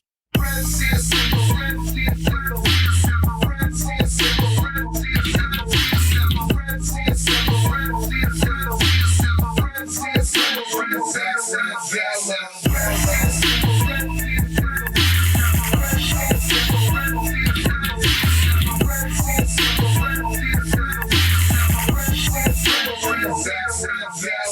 People hear about Albuquerque, wanna talk about Heisenberg, but that shit's old already, and I addressed it in a prior verse. Kinda like that one food that you hate but never tried it first. Spit that shit like all the greats, but still I look like Wyatt Earp. But in this town, that combination's nothing but appropriate. Speak Spanish with associates and never take an opiate. Comfy in the setting, snuggle up, that shit's the coziest. Amount of work is copious, the nights I feel with loneliness. By the Red Zia Symbol, swear that I'll respect the flag. Keep my family out the mud, watch my back, protect the bag. A town full of fighters, so don't come here trying to flex or brag. Albuquerque is an octagon and we will check your ass. In every other category, finish somewhere next to last. It's cool if you don't go to school, just better learn to whip that ass. Flip that pack and get that cash. You the man, you living fast. Just make sure if you let it go, you gonna get it back.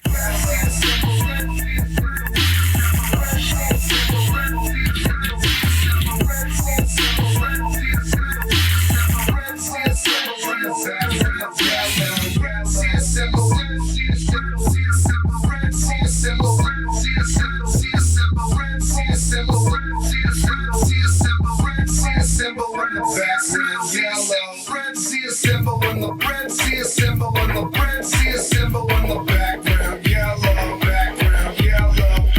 I've been ripping Albuquerque since my shell toes had bells. Red Zia Symbol, Red Zia Symbol, Red Zia Symbol, Red Zia Symbol, Red Zia Symbol, Red Zia Symbol in the background yellow. Red Zia Symbol, Red Zia Symbol, Red Zia Symbol, Red Zia Symbol, Red Zia Symbol, Red Zia Symbol, Red Zia Symbol in the background yellow, background yellow, background yellow. Red Zia Symbol in the background yellow, background yellow, background yellow. Red Zia Symbol in the background yellow, background yellow, background yellow. Red Zia Symbol in the background yellow, background yellow, background yellow. Red Zia Symbol in the background yellow, background yellow, background yellow. I've been reppin' Albuquerque since my shell toes had bills. It's because like I listen to this song on repeat and I forget my password to turn it off. Where's the fucking play button? There we go. We got that shit. Nah, that's Red Zia Symbol. That song is it's a fucking banger, bro. Banger, bro. Yeah. Like, We don't have enough. Like honestly, there's not enough stuff out there that like makes like New Mexico proud kind of stuff. Like you know, like there's some badass dudes out there that are doing some stuff, bro. And I won't even mention any names. But the thing is like they cite Albuquerque, but they're not almost like. It's almost like they're talking about how they came up in that place and then they may have left. You know what I mean? They're not necessarily. A lot of times they want to like appeal to a bigger like demographic, but this song is just for Albuquerque. Yeah, like, it's not just for Albuquerque. Like anybody in the world, listen to it, understand that the Zia Symbol means a lot to people in this town, and like if you're from this town, you know what that shit means. And I need to see you like literally punching like little babies at the nightclubs this summer to this Red Zia Symbol. Y'all need to be doing backflips out of VIP and shit because that's what I want to see from it. Because I really feel like. Yeah, it's a banger, bro. That's no, well, you and we're listening to fucking from the laptop, but you guys are gonna hear the full lossless version of this. So I'm gonna try to phase in some of that commentary, but you're gonna hear the high def. I'm just like, no, we were just all talking about dumb shit. We're talking shit. No, but the thing about I wasn't talking about you, baby. I promise. No, I love you, baby. I'm sorry. Yo, I gotta stop. Ask me a question, bro. Like, ask me a question. Like, what's up? So let me ask you a question. Talk to me. Interview the interviewer. Yeah. So how has it been? No. That's the dumbest shit I ever said. 53. Do you expect to be at 100 one day? I say yes because I'm one of those people that I've and I may have not ever said this on the podcast, but I expect to be a polymath. I don't know if you know what a polymath is, but nope. A polymath is basically somebody. Watch, let me get y'all, motherfucker. Here, right here. Give me some New Mexico breweries. Shout out Marble Brewery and Santa Fe Brew. Santa Fe Brew, you're alumni. Marble Brewery, they never hit me back up, so I'm just throwing it out there. But y'all are still Burkeños. Red Zia Symbol. Red Zia Symbol. I might as well. The name of the song could have been Double White. No, I'm just kidding. That's 7K IPA. 7K IPA. Oh shit! Don't even, bro. Think of the remix options. Like, there's so many remix availability. I could be like red, green, chili, red, green, chili. Like, I could do anything, bro. It's like, Yeah, and also if you're a rapper and like you're really from this town, and I know who those motherfuckers are, but it's like, hit me up, bro. If you want to get on the remix, hit me up. We're gonna do an Albuquerque remix. We're gonna have all your favorites on there. Everybody from Northeast, South, and West, and yeah, we're gonna make this a thing. This Red Zia Symbol. I'm pretty pumped, bro. That's all that matters is that you're fucking bringing in people that actually are from this. They're from this it's not town, all bro. that matters, brother. It kind of is. No, because the song is about fucking New Mexico, no, to bro. Burquiños, yeah, fuck yeah, bro. I put that. That's everything. All sick, bro. That's all. I put that on everything. No, and that's real shit. Like, I hear what you're saying now. For a second, I was just like, there's other things that matter in life. No, there's a lot of things that matter in life. No, for sure, I'm joking, but no, with this song, it is just like, hey, yeah, it's like, yeah, if I don't get like commercial appeal or any kind of numbers, but then like some dude will approach me at the grocery store and is just like, fucking, Red Zia Symbol gives me like the fucking fist, like the Sammy Sosa like hit on the chest, bro, I'm straight like that. We did it. I apparently don't have internet. Do you have internet on there? My own internet at my fucking house is not working. That's awesome. I gotta stop burping in the microphone. Shout out to these happy campers because they're fire. Yeah, I always forget and then I taste it. I'm just like, they're like 8 the or 9%. They're like the OG. Shout out to Santa Fe Brew. My boy Brian over there cooking away some of that brew. Hell yeah. No, it's an artwork. Like that's something that Albuquerque is doing really well, and shout out to that because like, yeah, we're not trying to just talk about bullshit. But back to it, Polymath is basically, and I don't have the fucking definition because my internet doesn't work. Polymath, what I want to be is somebody that just knows a lot about a lot of things, bro. And I'm not an expert in any of these things that I talk about, bro. But the reason why I bring on the people that I do is because I'm interested in a lot of shit. Like I work in IT, bro, but I'm in the same cycle every day. I wake up, I go to work. Excuse me, I do the same thing all the time, and I like the fact that the podcast allows me to flex that freak muscle where I can actually like fuck with people that do things that maybe at one point I may have wanted to be a musician. Maybe at one point I wanted to be an actor. Maybe I wanted to be a director. Maybe I wanted to be in any one of these, music promoter. I wanted to be, yeah, dude. And dream, and bro. Dream. Yeah, and what's cool is you're almost living through these things vicariously, which, from a distance, if you will. But like to be a polymath is to like talk about fucking.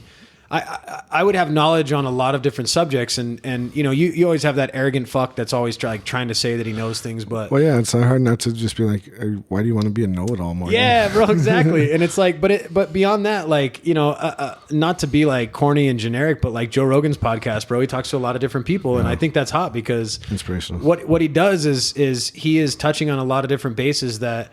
There's lifetimes that have been spent learning to be and do the things that like you do, bro. Like you're a musician and I'm not a musician in any way, shape or form. Like I learned how to scream properly to where I don't lose my voice. I could be in a metal band right now. Yeah. Sure. That's a great skill, but it stopped when I was 19 or 20, bro. And then that was the end of my, like, if you want to call it a musical career. Right. Yeah. But like, I still have a mad interest in music, and that's why, like, when I created People Pursuing Greatness, which it used to be a Perch of Birds, but I created People Pursuing Greatness because I wanted to try to identify people, and let's call them local, bro. Like, local is a lot of the people that I pick up, a lot of people that I grew up with, sure, but at the end of the day, you guys are still doing something that I'm not, and you guys are pursuing a greatness, like. I don't know if you're going to be the next Kanye, bro, but that doesn't matter to me. Like, the fact that you're chasing that dream is huge, bro. Like, mad shout out to you and your efforts and the fact that you're like a dad and you came back from like a lot of challenges to be the person that you are, bro. Like, I love people that have your type of story, bro. And everybody has a story like that, and to identify people like that and bring them on. But that's why I see myself getting to episode 100. That's a super, and episode 100 is coming for sure. That was a good answer. Appreciate because you, bro. That last thing you said about like, just your open-mindedness towards everything, like, man, that's like so key. Like, it's like, who's anybody to tell somebody that they're wrong about whatever it is? Obviously there are some wrong things. Like, I'm not saying like, we don't even have to go there, but it's one of these things where it's like, man, it's just like a dreamer mentality, like, and the thing is people might think like that's like lazy and I don't know, like kind of like it's hippie. That's why I went with the word hipster. Like, it's like, because that's how I'm viewed. I'm viewed as this guy that's just like, without a job, not providing for his family, like not doing this. But then you're just like, like But you just put out a fucking double album, bro. Yeah, like and like literally I make a song a day, if not 2 songs a day, no BS. And I'm literally writing like 6 verses, and like the notes in my phone were 0 when I started, and now they're at 336. Yeah. So it's like I got 336 verses that I wrote on my phone, and it's like, I'm not trying to like super flex. I'm just saying like, yo, if you're LeBron and you shoot in the fucking gym every day and you shoot free throws, you might just make that free throw when the playoffs come around, you know? Right. And I'm just trying to make. All right, I'm gonna put you on the spot, bro. So let me hear something. Let me hear something. Yeah, Where's that acapella? Come on, hit me. Just an acapella?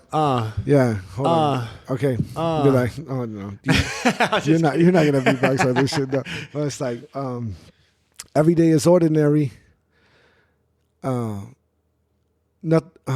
day is ordinary. Nothing ever happened. Oh shit! No, we're gonna redo this. Every day is ordinary. Oh no, I got it. No, we should put that fuck up in there just to humble me. But no, it's like every day is ordinary. No, it's every day is ordinary. No risk, no thrill. When it happens, only momentary. Happiness is only temporary, and the agony is real till my name in the obituary. I cremated a track, then spread the ashes on rappers not using the outlet as therapy. Come back down from the ledge, yo, you scaring me. Take a deep breath, gotta see this with clarity, cause realness a rarity, extreme regularity and genuine sincerity still doesn't guarantee prosperity, popularity, celerity. I know you gotta see the similarities, but until they bury me, I'll keep spitting kerosene. Apparently, he didn't even know the severity, because now he's dead. He's slumped over the steering wheel of his 93 Cherokee. Bear with me. Life's never really been fair to me. I wish you all would stop comparing me. Stuck in the quarantine with no extended warranty. Yo, I like literally came up with this shit last night. No, real shit, I really did, and like I love it, and I have it down. Yeah, bro. It's no, like, that's the fucking shit. Oh yeah, stuck in the quarantine, no extended warranty, because if shit breaks down, then you die, motherfucker. Hey, your mom looking to the sky, motherfucker, saying why, motherfucker, why? And like, yo, that was just like some shit. That was some shit. I'm gonna no, you know what? Remember I was talking about that Albuquerque Way verse, and I was like, that verse that lasted me 4 years. Yeah. That's my verse. Like if I don't do it on my interview, it's just my Albuquerque shit. So it's like, grew up young and clueless, wavy like a cruise ship. Hold up, here's my 2 cents. I say, take it. Please do not confuse it with the others that you've taken. What I'm making is a movement. Yo, I do this. Penetrating ears like a Q-tip on some new shit. Rappers make excuses, then they end up tying nooses. A nuisance from Canada to cruises. Damn, I don't think they thought the ginger really do this. Now I'm cruising on Tuesday, looking in the eyes of Medusa. That just means I'm really stoned for you cats that never knew her. I'm drinking all my coffee with Kahlua. Like a rap Game of Thrones, but I feel like Rick the Ruler. I maneuver with shooters, sipping on Henny, call it brown. That's funny, because they drunker than Cuda. Never stole shit, but they some bottom line boosters. El Manante, El Diablo, no rooster. That line is for a paisa. He makes my pocket nicer. But also for my hood and for my city, for my lifers, for my youngins out there grinding every day, you getting nicer. He did his thing, he stacked some bread, and then he went and copped a Chrysler. But that's the Albuquerque way. Yeah. That's the Albuquerque way. And that's the only way I know. That's the only way it goes when you're from New Mexico. When you're so close to the border, everything is for the low. It's where the balloons always glow. It's Broken Bad. It's not a show. Yeah. Yo, my dog. One of those, yo, blowing it up, bro. Yeah, no. Hey. This is why I brought this guy on. Y'all don't even know. This guy, hipster. Yeah, I really hipster. I love to rap, and I really do try to be the best rapper I can be. And so I push myself. I do things to like just get better. I love your control. That's the thing that I like about your rap. Like I see people that like you are the whitest, gingerest dude I know, bro. And your face doesn't turn bright purple, and you're not fucking like gassed all.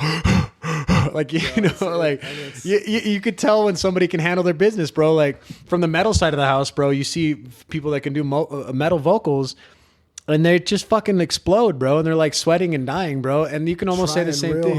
Trying real hard, bro. And it's like, I want to sound so fucking, I want to get in this microphone. Like, it's just too much, bro. Let me think about everything I'm doing right now. You know, and like they talk about, I might be tangenting a bit, all right? Y'all, this is what this episode's been about, apparently. This is a tangent episode. I'm coming back on this bitch and tangenting more.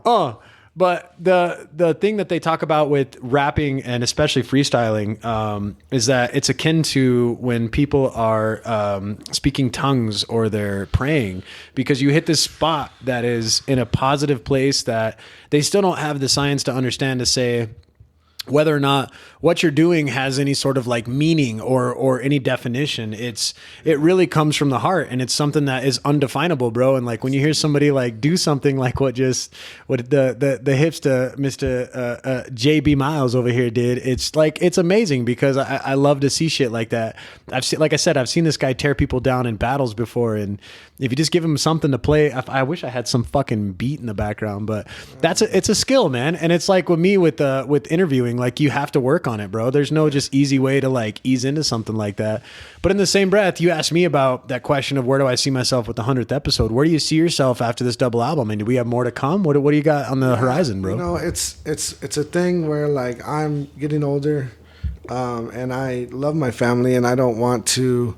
You know, I don't know what I want. Don't let me even speak on that, because it's like, who knows what the future comes. But it's like, at the end of the day, I would love to be working on a new project. I have the songs ready for this project. They're already good to go. And then it's like, I told myself I was going to stop making music. And I told my chick this too. Like I'm like, yo, after this album, I'm not going to be on the computer all the time. But then I'm like, yo, low key, like the songs are done. And I'm just like, last night I'm up late, like even just working on some, I'm gonna just say it, this hard ass remix to the fucking old Dukes theme, where it's like the Dukes are coming out, yeah, you know, and like y'all ain't ready for that shit. I'm just saying right now, but it won't come out for a long time anyway. But yeah, that's I just can't stop making music, and so it's like hopefully the people like enjoy the songs, and like the revenue from like maybe a streamer here or there, like if you guys want to go online and download it and all that shit. I guess that's the question, bro. Like, where do people find it's this like, new album that's coming out? I'll be honest, if this shit flops and like I just get like no response from it, it's gonna be pretty heartbreaking, and then I'm gonna probably like have a hard time finding the motivation for a new one. But I'm just saying, like, super flop, like I'm just saying, like, yo, like I don't even get like a like on a post or some shit, which I don't expect it to, but like it's like. But then depending on the success, it's like, yo, this is where my life is going to go. It's like, if this shit resonates, let's go. If it doesn't resonate, man, I love everybody. I love the music. I love everything that I do with it. It's just Thanks like for coming out. I also love my babies too. And I also love, like, you know, the idea of like peace at some point. And I don't know. You're not hinging your existence on the success of this album, but it's a fucking double album. Well, no, I am though. Huge. I am though. I'm fucking. That's the whole thing, big dog. I'm just gonna retract it, because I am hinging everything on this album. Like this is it for me. Like, and when I say it's it for me, it's not like, oh, I can't predict the future. I'm not gonna say if I'm gonna make music or not. But like, I made this album as if this was my last album. So like, if nobody's ever gonna hear shit from me ever again, this is my, like, the one thing. It's like your last meal, or you're like, what would you do if you couldn't do anything if you're gonna die? And it's like, yo, I would do these fucking songs. So it's like self-care for Mac Miller, bro. The last one, bro. Yeah. You better not go out there on that. What did he go out on? Flocka or...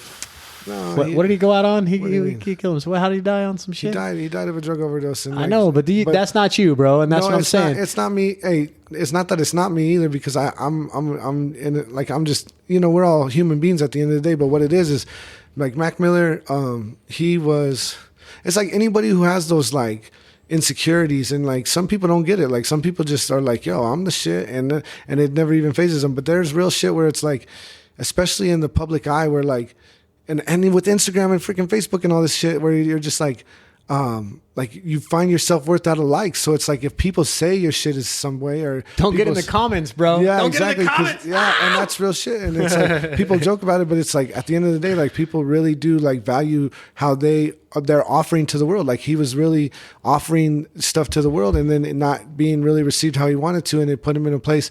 And then ultimately, I heard like a story where he was, you know, he wasn't 100% sure that he was taking what he thought he was taking, and that tracks back to something that I'm just gonna air out just real quick, and that's these fentanyl pills. There you go. Like, that's what wiped him, right? Was the fentanyl, exactly. Yeah. And so it's unknown whether or not he took those knowingly, or if it was, you know, mimicked as these Percocets, which it is. It's disguised as Percocet. And so like, that shit is crazy, dude. Like, I have to say it actually, because it's part of my whole story. It's like the song that I wrote, the first song I wrote after coming out of my 4-year depression. I went into depression because I literally tanked a De La Soul show. Yeah, De La Soul, like the biggest fucking rap group in fucking the world. Right. That's right. I fucking was opening up for them, and it was not good, and it was due to a lot of reasons, and I could blame it whoever I want, but at the end of the day, it just was what it was. I loved this shit so much that it fucked me up. It just like I couldn't. I don't know. It just fucked me up. So then I come out of this shit. I write this motherfucking song called Decisions on Emotions. And that's the first song that I wrote coming out of my depression. And that was like May like 2nd. It's in the notes are in my phone so I can actually see the date. And that was like 2020. Since then, that moment, I wrote 3 verses and I wrote the hook. I was like, yo, I'm a fucking rapper. Like, this is just what gives me self-worth. So then I push it. I literally don't have any recording studio equipment whatsoever. So then I literally like go over to my best friend Phil's house, who's one of the guys that was on the call. And then he's like upgrading all his studio shit. And I'm just like low key talking music with him. He said he's going to give me a beat. I leave with a USB with 20 beats. And he literally has a stack of like KRK yellow speakers. He had a MPC. He had an APC, which is the controller for Ableton. Actual gear and shit. Yeah. And he's like, that's yours, dude. He's like, I don't want nothing for it. Just take it. He's like, you're going to use it. He's like, I feel like you're going to use it and I want it to be used. So I'm like, literally go from like, and then I get like a little shitty ass mic off Amazon, which was like $70, which I learned like, yo, you got to kind of spend some money on a mic. Do. Because I was sounding like tin can shit. Business, yeah, I sounded really bad at first, but it was like, at least I was practicing. And then I had never recorded myself. I'd never made my own beats. I literally been buying beats for like, however much they're worth, depending on the producer. But it's like, man, like if you want to make 33 songs and buy the beats, like, I don't, like I said, I got kids. So, at the end of the day, I was like, yo, I got to learn how to make these beats. So then I just started like practicing on that MPC that he gave me. And he gave me the keyboard that we made our very first music on, like together, like this old, like 49 key Xeon M audio thing.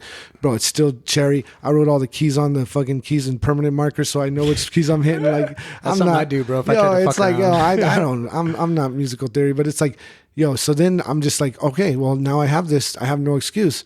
And I just start doing it. What you're saying, essentially, this is the comeback since the this is the comeback for sure. But it's like, I just start trying. And it's like, when I just keep trying and I sucked at first, but it's like, it didn't take long for me because I loved it, hip hop so much, and I have such an ear for it to begin with.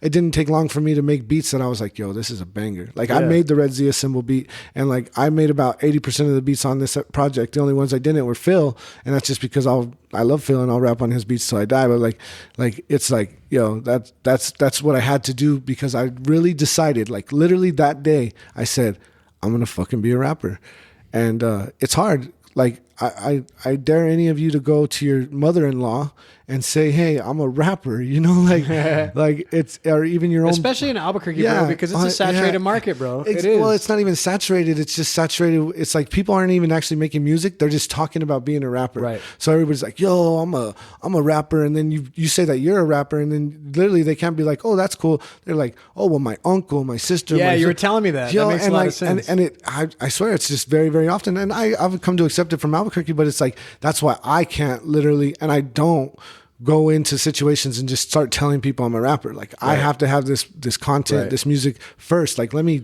hand you a CD, or let me just tell you who I am, and then just like let that, manifest itself, because I'm not going to be that Albuquerque dude. Like, oh yeah, check out my mixtape, and no. And I hate to be like calling it out like that, but it really is. And it's made it hard for those, like, I know real motherfuckers that are like, just like would die for this stuff, and like, and I would die for it. And it's like, hip hop means so much to us. Like it can kind of get downplayed, but it's like, yo, you guys are like really not helping us out when you guys just like make it to where, like, by the time we get to the somebody who might have loved hip hop, they don't want to hear shit because I just said, yo, I'm rapping, or I'm a rapper from Albuquerque. They're already turned off because it's just like, it's been tarnished. Well, I like that you don't fall in with a crew, bro. Like everybody has to have a crew in Albuquerque, and it's basically like it's like a gang thing. And it turns into that, and then, well, it doesn't turn into like so much gang, because gangs out here are really real too. But it's like, it turns into like what it did for me when I did have a crew, and I love all my homies, but it's like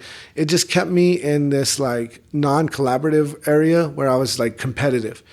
Me against everybody else. Let's go, grounds crew versus everybody. We don't give a f. No. And it's not really that. And honestly, I don't believe Albuquerque will actually even be recognized as a city in hip hop until that attitude goes away, because as long as everybody's competing with each other, nobody's going to get anywhere. Where like, you know, Detroit recognized and Atlanta recognized, and they found, you know, some people to get behind, and they supported them. No, not like. And I'm really tangenting now, but it's like I'm going into something else really important to me, and that's like this mentality in Albuquerque. That's like, you think you're all bad. Like, for whatever reason, this phrase, you think you're all bad, is like the cool thing. It's not the cool thing, but you hear it. Like, if you grow up in this town and you're like 12 years old and you like get on honor roll, like you're on the school bus and your little homie's like, oh, you think you're all bad, nah? You know, and it's funny, and it really is. But then at the end of the day, what it does is it puts people in a mind state to where they don't want to be all bad. Yeah, they want to just stay neutral, because you didn't want to raise your hand in high school too many times. You might get bullied and you know, you might get. Oh, you think you're all sick, bro? Yeah, fuck, and then bro? You get ran up on after school, and they supposed to like really fuck you up because like you think you're all bad. You're like, dang, I just knew the answer. Yeah. And then so that culture is like, man, I had so much pride in it at one point when I was, you know, younger, but now I'm just like frustrated with it because I have children now, and I don't want my son being like, to grow up like that. Yeah. Yo, it's like, I'm telling everybody right now, you are all bad. Like, that's my campaign to the fucking world. You are all bad. Like, we are all bad. And it's like, if you ain't from Albuquerque, it might sound like I'm talking some real weird language right now. But if you're from here, you're all bad. And like, just have confidence and don't worry about what other people say. But it's harder. And I'm sure everybody says it's about their hometown, but in this town, it just seems like a culturally embedded situation where it's like, that is just the attitude you should have when you see somebody else succeeding. Right. Man, how do we fix it? You know what I'm saying? I've gotten so many podcasts where I have people that are on here that they try to limit themselves because, you know, we're not in LA, we're not Atlanta, we're not New York, we're not any of these places where you have these explosive groups that came out of it that, are, you know, like charting billboards wise, right? Certainly. It doesn't mean that it's not possible. You know, there's just a shout out to the guy, because I know that between you and I, he's he's somebody we consider to be neutral, is versatile verse, bro. That dude, he moves fucking weight, bro. Yeah. And like, he's big in like LA and shit, but then like he tries to promote in Albuquerque, and it's like, he gets a lot of hate because it's like, oh, well, you're not a, you know, whatever. It's just a lot of posturing is the word. Yo, I'm gonna be honest. Like, I talk to these dudes, I'm around these people. Like, I literally, I'm gonna just drop some like knowledge on. No, I'm gonna flex for a second. I'm gonna make a fucking some songs, maybe even a project with the lead singer of the Riddims. And so Miles, what's up, dog? It's gonna be like miles apart, and it's gonna be a romantic R&B album. That's when I was APOB. That's the alumni. They came on episode. I think man, five, the dude is like, he does it for the right reasons, right? So you see the heart that he has, and then we get together, and he tells me the same thing. He's like, yo, it's not coming from this state. And I'm not surprised, but I'm disappointed at the same time. It's just like, yeah, it's just frustrating because I don't know. I realize, and I see it from when I was a kid, how difficult it would be to change that mentality. Like, it is just embedded in you. So what? Okay, so takeaways from the whole episode so far. So that means shut up, Jordan. No. I mean, like, what do you think about your you talked about your future a little bit, that you're gonna hinge a lot on this album, but what's the album called? Where can I find this fucking? So it's Red Zia Symbol. It's on all major platforms. May 28th. When you say all major platforms, I'm talking Spotify, Apple Music, Amazon Music, anything that you can get a subscription to. Literally Facebook, literally TikTok. You'll be able to do a 30-second video to that shit. Let's see. Yeah, it's everything. It was like, even like some, you know, I was fortunate to get a pretty cool distribution thing. And it's like even potentially commercials and like video games and shit like that. So it's like, I'll keep everybody posted. Hopefully the shit is, resonates with somebody. Again, there's going to be a lot of songs. How many exactly? you know, right now I have 33 that I really just can't get rid of. I can't even go down to 32, bro. Honest to goodness, and I'm not even trying to. So you guys need to listen to the whole fucking album. No, it's like you might get 12 and then 12 and then 12, or I don't know. It might be a 4-week release, and I might just spread it out because I got the songs, but I just know that you guys don't pay attention that long. Nobody's sitting there and listening to double albums. It's not life after death. I go fucking 2-hour, 3-hour long runs, bro, and I burn up albums, bro. But I'm an outlier for sure. But there's cats that if you're driving, bro, and you're driving back and forth, like, you know, you got to do these things because like Albuquerque and a lot of places in New Mexico, we work off the Rio Grande, bro, and all the freeways run against the Rio Grande. It's real shit. Parallel too. I'm so proud of every song that I'm just like, yo, there you go. If this song, like number 19, doesn't get the love that it deserves, like, you know what I'm saying? Like, I'm just like, yo, these people don't know what they're talking about. But it's like, no, at the end of the day, I just really do. I did make something that I'm very proud of. I did put a lot of work into it. We counted up when we actually decided on the songs. It was basically me and my wife and then my cousin. When we decided on what songs, because they had heard all the music, it was like 69 recorded songs. Fuck. And I only got that equipment from my friend in September. So it's like, from that moment, I'm like, yo, I'm gonna rap. Like every day I wake up, I rap. I fucking write a verse. I write a song. I make a beat. I'm trying my best. Like, well, you better not quit after this. That's my point. Don't quit after this, bro. And you better keep it going. I don't give a fuck what happens. Yo, I do give a fuck. That's what some happens, Albuquerque shit to even be like, yo, this is it. If you guys don't fuck with me on this one, I'm not coming back. Yeah, exactly. But yeah, keep going. Sorry. But no, I think that's huge, bro. And I think at the end of the day, bro, what we should do is we should bring you back on when we're bumping like more. Because Jordan's been on a fucking 4-year hiatus, bro. So you coming back, this is one album, but you've got a lot, bro. And I think that we should see you again in like, I don't know, 4 or 5 months, bro. Let's see what's up. Let's do it. Honestly, yo, keep that fire underneath my ass, brother. I appreciate you. I need human beings. Everybody needs human beings like this guy in your life where like, yo, they might not always say that everything's tight because it's not. You need some realness in your life, but it's like you also need somebody just to believe. Right. And hey, if you're out there and you fucking have somebody that like you really do enjoy their shit, or whether they're an artist or whatever it is, just let them know. Just be like, hey, bro, you're killing it. That's it, bro. And all you got to do is listen to their song, bro, and share that shit. Like I don't do it enough, but like I try to share all the dudes that I fuck with and like try to move them forward a notch, bro, because like it's the same thing with a podcast, bro. Like, you know, we're not going to be able to do anything. One of the earlier podcasts I did was with a friend of mine from Full Sail, funny enough. And he talked about how we're all like ships on the sea, bro. We all rise together, bro.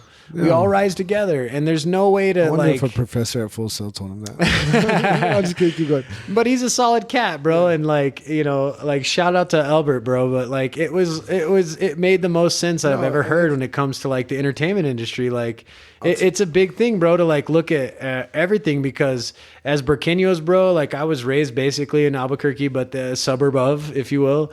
You know, we're not like a bunch of A-listers, bro, but in the same breath we are, bro, and it's like we're overlooked. We're the last in a lot of things when it comes to statistics. That's real shit. But in the same breath, we've got a lot of talent here, bro. It's underappreciated. So underappreciated for sure, and then it gets appreciated when it leaves.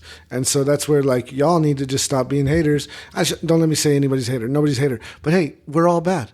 We're all bad. We're all sick, bro. Don't tell nobody else that they're not all bad. Like if somebody does good, give them a high five, bro. It's cool to be happy for your friends. No, you just need to listen to their music, bro. Like just rap out all 33 of those songs, bro. Yeah, and download all of them. And then also, there's this cool podcast I just heard about, guys. Hey. It's like people pursuing greatness. And then so like the people on there, they're not pursuing failure. And, hey, check this shit out, because Morgan really got heart in this shit, and that's why I fuck with him, is because he's not over here just trying to get views and shit. He's not selling his soul for nothing. He's literally interested in his interviewees, or should you say, and that's dope. So I'm gonna do what I can to help this guy out. If anybody who fucks with me is listening, please download the Homies podcast. The shit's all you got to do is download it, listen to it, and then you can share that motherfucker. If you really want to help me out, I love those reviews on Apple Podcasts. And it doesn't mean everything in the world, but it can help me out because I've only got a few of them.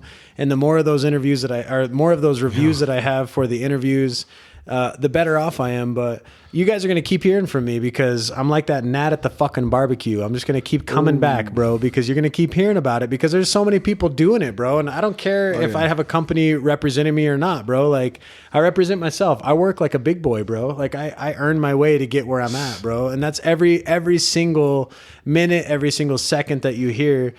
I'm interested in these people. I understand how hard that shit is, and I'll just say, like, you are, you are doing, and people don't understand. It's hard. It's hard. It's very hard. If you really want to be considered great at something, and you put everything into it, it takes a lot of work no matter what you do. If you go to school and you do great on your finals and you get a degree, you've worked hard. If you didn't go to school and you had to bust your ass like fast food until you worked your way up wherever, you had to work hard. You're that district manager, son. So you still gotta work hard, motherfuckers. That's what we're saying. That's it, bro. Well, I appreciate you coming on, bro. Do you got anything else for these people to hear about your So the album is Red Zia Symbol.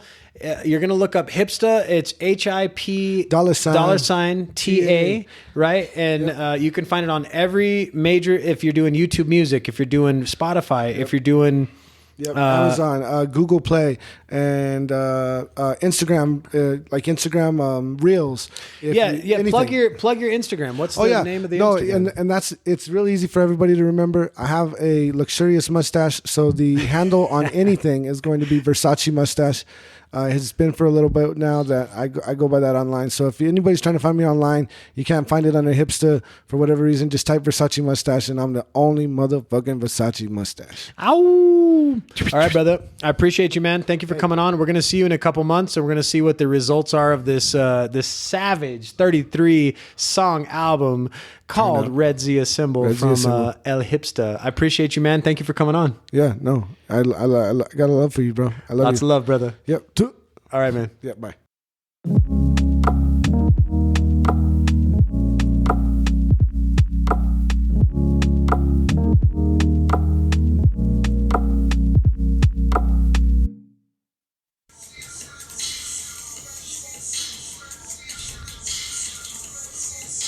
Can I talk over?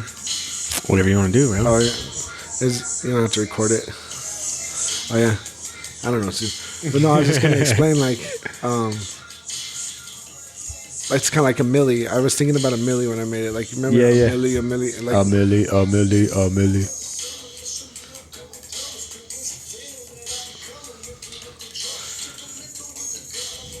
But I am scum. Flag that represents where I'm from. On the player fella. Disappear essentially. I'm stacking W's sequentially.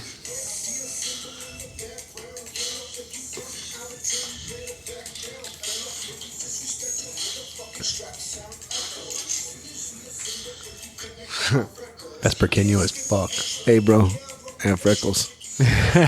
Gingy's on hit. With a neck full of myrtles. That's Zia Symbol. Yeah, like, just say it. Just fucking say the words. One of my friends told me, I know I don't need to be talking over it. We'll just put the song over the whole thing. But one of my friends told me something that it sounded like, and I can't get it out of my head, but I can't tell anybody because I know that'll be that way for them. Zia Symbol. Zia Symbol. Red Zia Symbol. You see a symbol. Like it's a assembly of the sea. I fucking cannot hear it now. Oh, yo, that's the line though. That line is fucking. Did you hear that line the first with about Wyatt Earp? Yep.